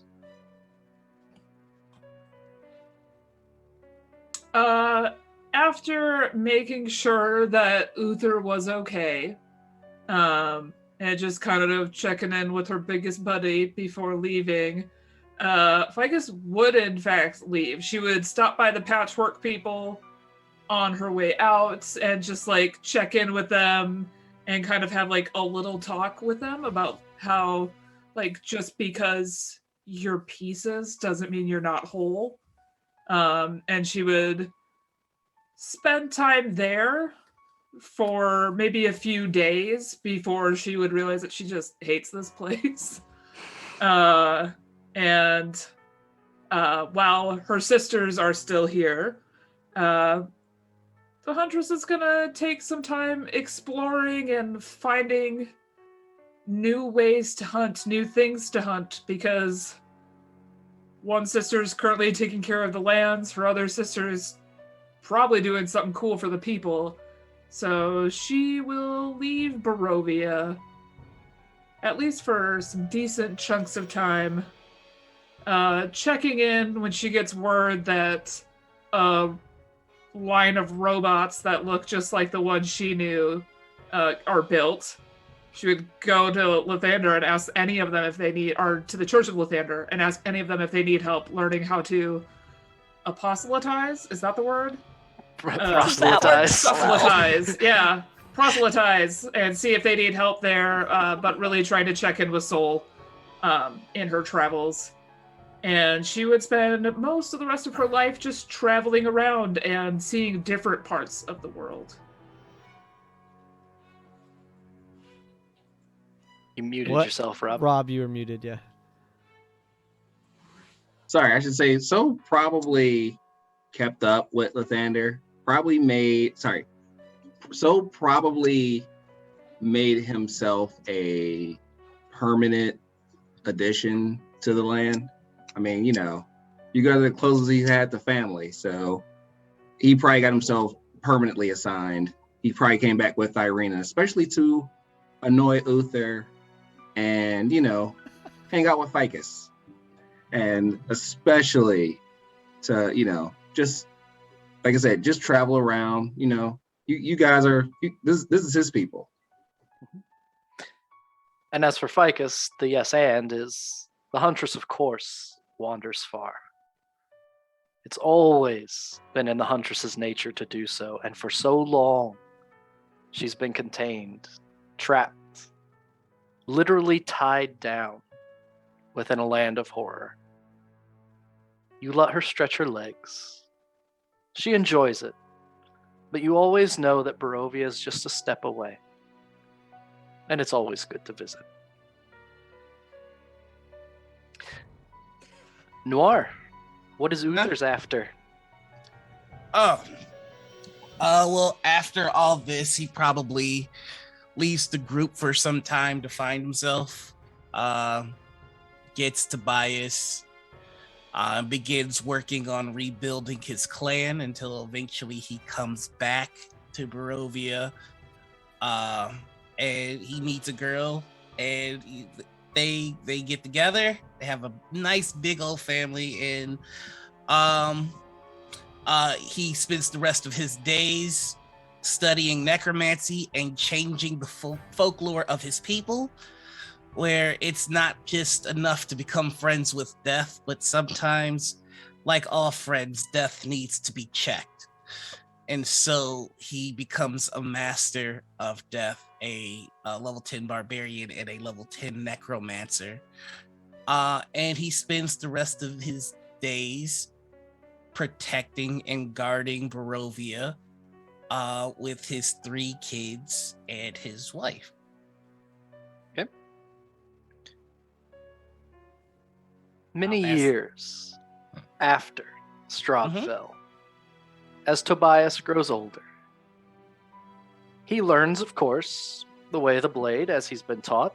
He knows how to fight. And he also knows how not to. And one day does arise where he looks at himself and he looks at you and he says, Daddy, where do I come from? Why are we different? Because when a thing is powerful and potent, it's concentrated. And so I took all the love I have for you and your mother and your brothers and your sisters and your clan and your tribe, and I used my very big arms to make it as compact as possible. Tiny, small, so that I can, and he picks him up, grab you and take you with me and hug you in a way that other fathers are jealous of. Now, don't worry about such trivial things, or your mother is going to scold us both. Speaking of which, let's hear about Toby's mom and Uther's wife. So after going to find her sons, Joey and Sebastian, the boys that they rescued from the windmill, Bright didn't return to the orphanage by herself. She returned with Uther by her side as he went to go get his son, and they have raised their 3 sons together. While Uther returned to gather his clan and his tribe, Bright was gathering as many Vistani as she could find and bringing them back to Barovia, where they began and where they really belong. And they continued their lines and they continued their love and protecting each other and all the cuteness. They're now really big Vistani. Yeah. It's gonna be hard for the next Strahd. The Vistani. 8 foot tall dude. And she keeps in contact with her sisters because, as Ficus said, Leaf is looking after the land, but Bright looks after the people. And that has always been where her heart is and always will be. And as the years pass, Bright Zelmnies becomes more and more respected amongst the Vistani and the people of Barovia. To where no more do the Barovians of Vistani look at each other with distrust, but they start to see what brings them together. For if Bright, as unique as she is, and Uther, as unique as he is, can stand before all of the Vistani and say, "We are one," so too do the people of Barovia begin to realize. And that light shows them a new way as well. And with that, our journey in Barovia for these purposes ends. We want to thank you for joining us along the way. We want to thank you for the many good tables and the bad tables, the re-rolls and the pluses and minuses to checks and saves, and everything along the way. Thank you. We appreciate it greatly. We're going to sign off with where you can find us. But as for me, I will be here on TPK Roleplay this Friday in another campaign. And as far as official announcements go, on September 22nd, I start a new campaign that's based in the Stargate universe. We're doing a limited series of 13 episodes with the new Stargate TTRPG coming out. So Stargate Phoenix starts September 22nd, and I am thrilled to be diving into some modern-day sci-fi as a little bit of a change of pace in a new system. So that's me, and I say be good, and we're going to go around in our introduction order. Tell us again about yourself. If you want to say goodbye to your character, now's the time. And then where we can find you next. Nifer, if you would like to begin. Hi, everybody. I'm Nif. I played Bright, the Genasi tiefling artificer, sorcerer, wife, and mother of all of Barovia now. And I would not have it any other way. I am also in a couple other shows during Module Week, in our Queen's Gambit game on Thursdays, and with Dane again on Friday for our Cold Hands, Warm Heart Frostmaiden campaign. As Dane has announced that he is going to be in part of Stargate, I also will be joining him again for it. I am very excited to be on the good guys team of Team Phoenix, so they're very cool. And I'm very excited for that show as much as I am sad to say goodbye to this one. You all have been a wonderful, wonderful cast, and the fact that Bright views nearly everyone she meets as family is because you guys have been that to me. So thank you for being my cast family and for being my people that we always freak out every week about this of, oh no, we forgot to plan, or oh no, things are coming to kill us. Just anything that we wanted to freak out about, we could, because that's what family does. And so thank you very much. I love you. Noir Enigma. I can't follow that. That's so sweet. Hey everybody, I'm Noir. I played. Oof. That's a word. Yeah. I played Uther. Oh man. You can find me all over the place as the Noir Enigma. That's Twitter, Twitch, YouTube, TikTok, and Instagram. On Mondays, you can find me You can find me over on Follow Black Cats Gaming for Chaos Captains of Cthulhu. On Wednesdays, you can find me over on Faeforged Academy for Scarlet Citadel. Thursday mornings over on Pixel Circus for Trouble in Techburg. Our Kids on Bikes game, and on Saturday mornings for Morning Ritual. And at last, on Sundays, you can find me over on WebDM for Faded Suns. Holy heck, this has been a year-long game. This is the first time I've ever finished Curse of Strahd. Like, I've started it 1,000 times, and I think it requires a cast that has trust and fortitude to be allowed the grace of playing a character like Uther. Uther is not an easy character to be in a party with, but I really appreciate the patience, understanding, and support in playing them. I am a sucker for stories that kind of show that it's never too late for a person to find that spark of good in them. And I mean, because that's the kind of thing that means a lot to me, because there's a majority of my life I kind of thought, I was a piece of crap, and then to kind of find that goodness in me, it's I enjoyed that. I kind of wanted to emulate that adventure with Uther, and I got to. I mean, up until the very last second, he was not a good person, and I expected the story to end with him taking the darkness with him, but there's something beautiful about friends still seeing that spark and not letting it go, even when you kind of give up on yourself. So thank you all for being such amazing storytellers. I've played with a couple of y'all in other games, and I hope to play with y'all in many, many more. This was awesome. This was nice. This is a good goodbye. This is a good goodbye. But yeah, that's that.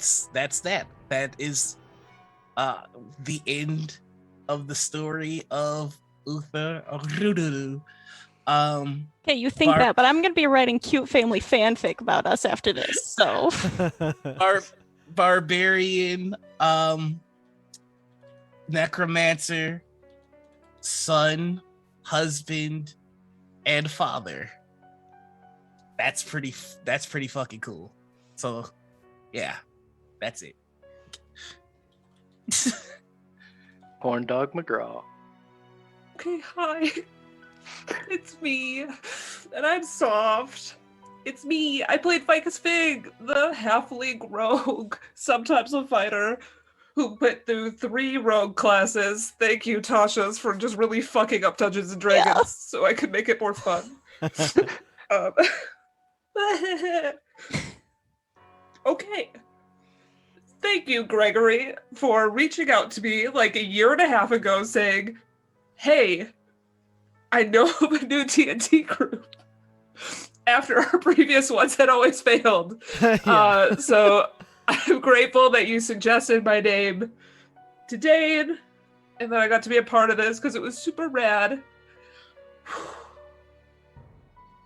You can find me here tomorrow, or I'll be here for Queen's Gambit, where I will also be soft. We'll be fine by then, I I'll be promise. fine by tomorrow. Okay, I've got my shit together. You're good. We love you. Thank you. I'm just so soft. 100%. You can find me next week here on Tuesday for Harper's, where I'll be playing a Dragonborn cleric. I play clerics a lot. It's really hard not having spells, is what I have learned this campaign. I hated it. I'm a caster. Anyways, check me out here or on the internet on Twitters at Corndogg McGraw, where I harass politicians and share people's art and support the shit out of Noir when he's playing games with Magpie because they're so much fun. Okay. It's just a really cool cast. You're all super rad. Thank you, Rob, for being just a great elder to walk around with and tell people about our Lord and Savior Lathander. I'm super glad we had that moment. That's Thank such you, an Bright. idiot. It's so good. We were the worst. Thank you, Bright, for being the sister I needed throughout all of it, because Ficus had family, but they were kind of meh. Thank you, Leaf, for being my friend in the forest, and thank you, Uther, And also for sister. constantly... And also And sister. also sister. But thank you for, like, I always knew that if you and I were in the forest, no one could find us. So that was super good. And thank you, Uther, for just challenging the shit out of Ficus. She wanted to slap the shit out of you most of the campaign, but you done good by the end. Thank you guys for not making me kill him. That last hit point, I Yeah. was like, I can't do it. I won't. No. And thank you, Dane, for just giving us an amazing universe to work and play inside of, no matter how fucking sideways it got. And thank you for softening it a little bit, because I've definitely seen other types of Barovia that would make me throw up if I were to be on screen.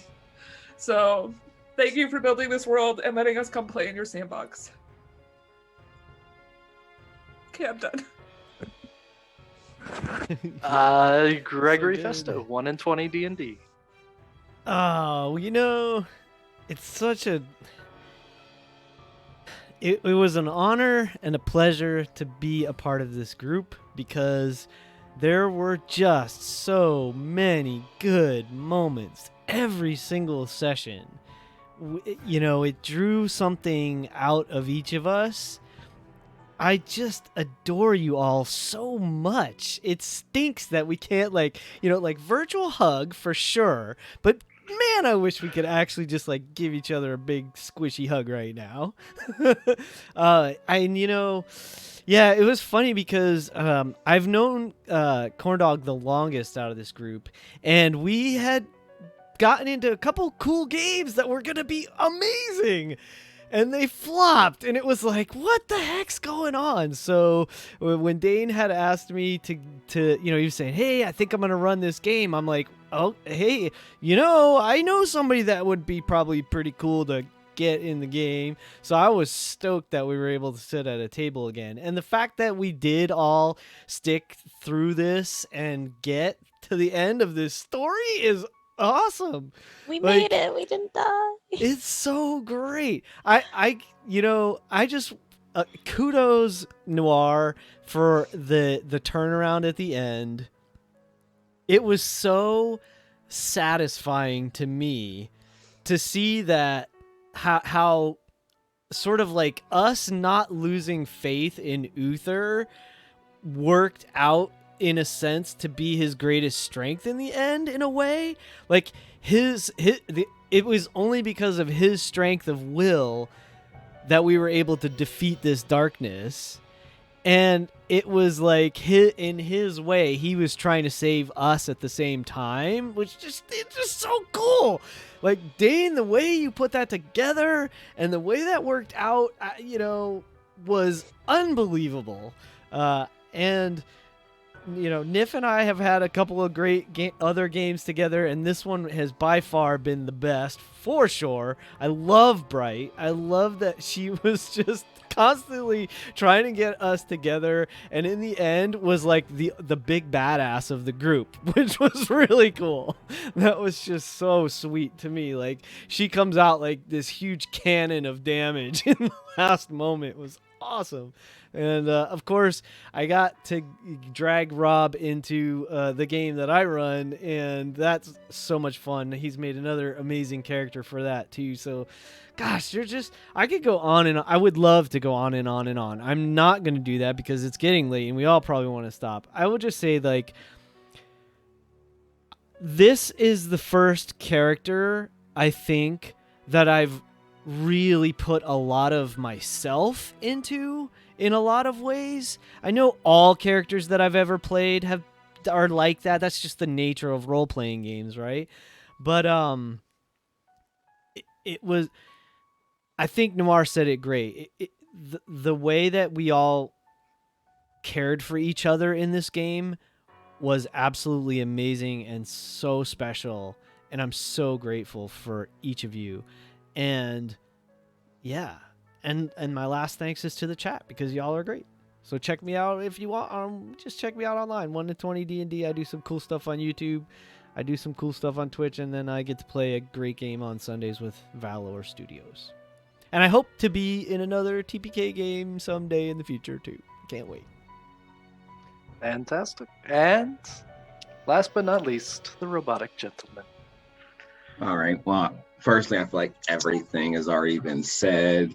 I've loved everything about you guys. Like Greg, 20. We it's just gonna be awesome playing with you as a new DM, just moving on from one to another.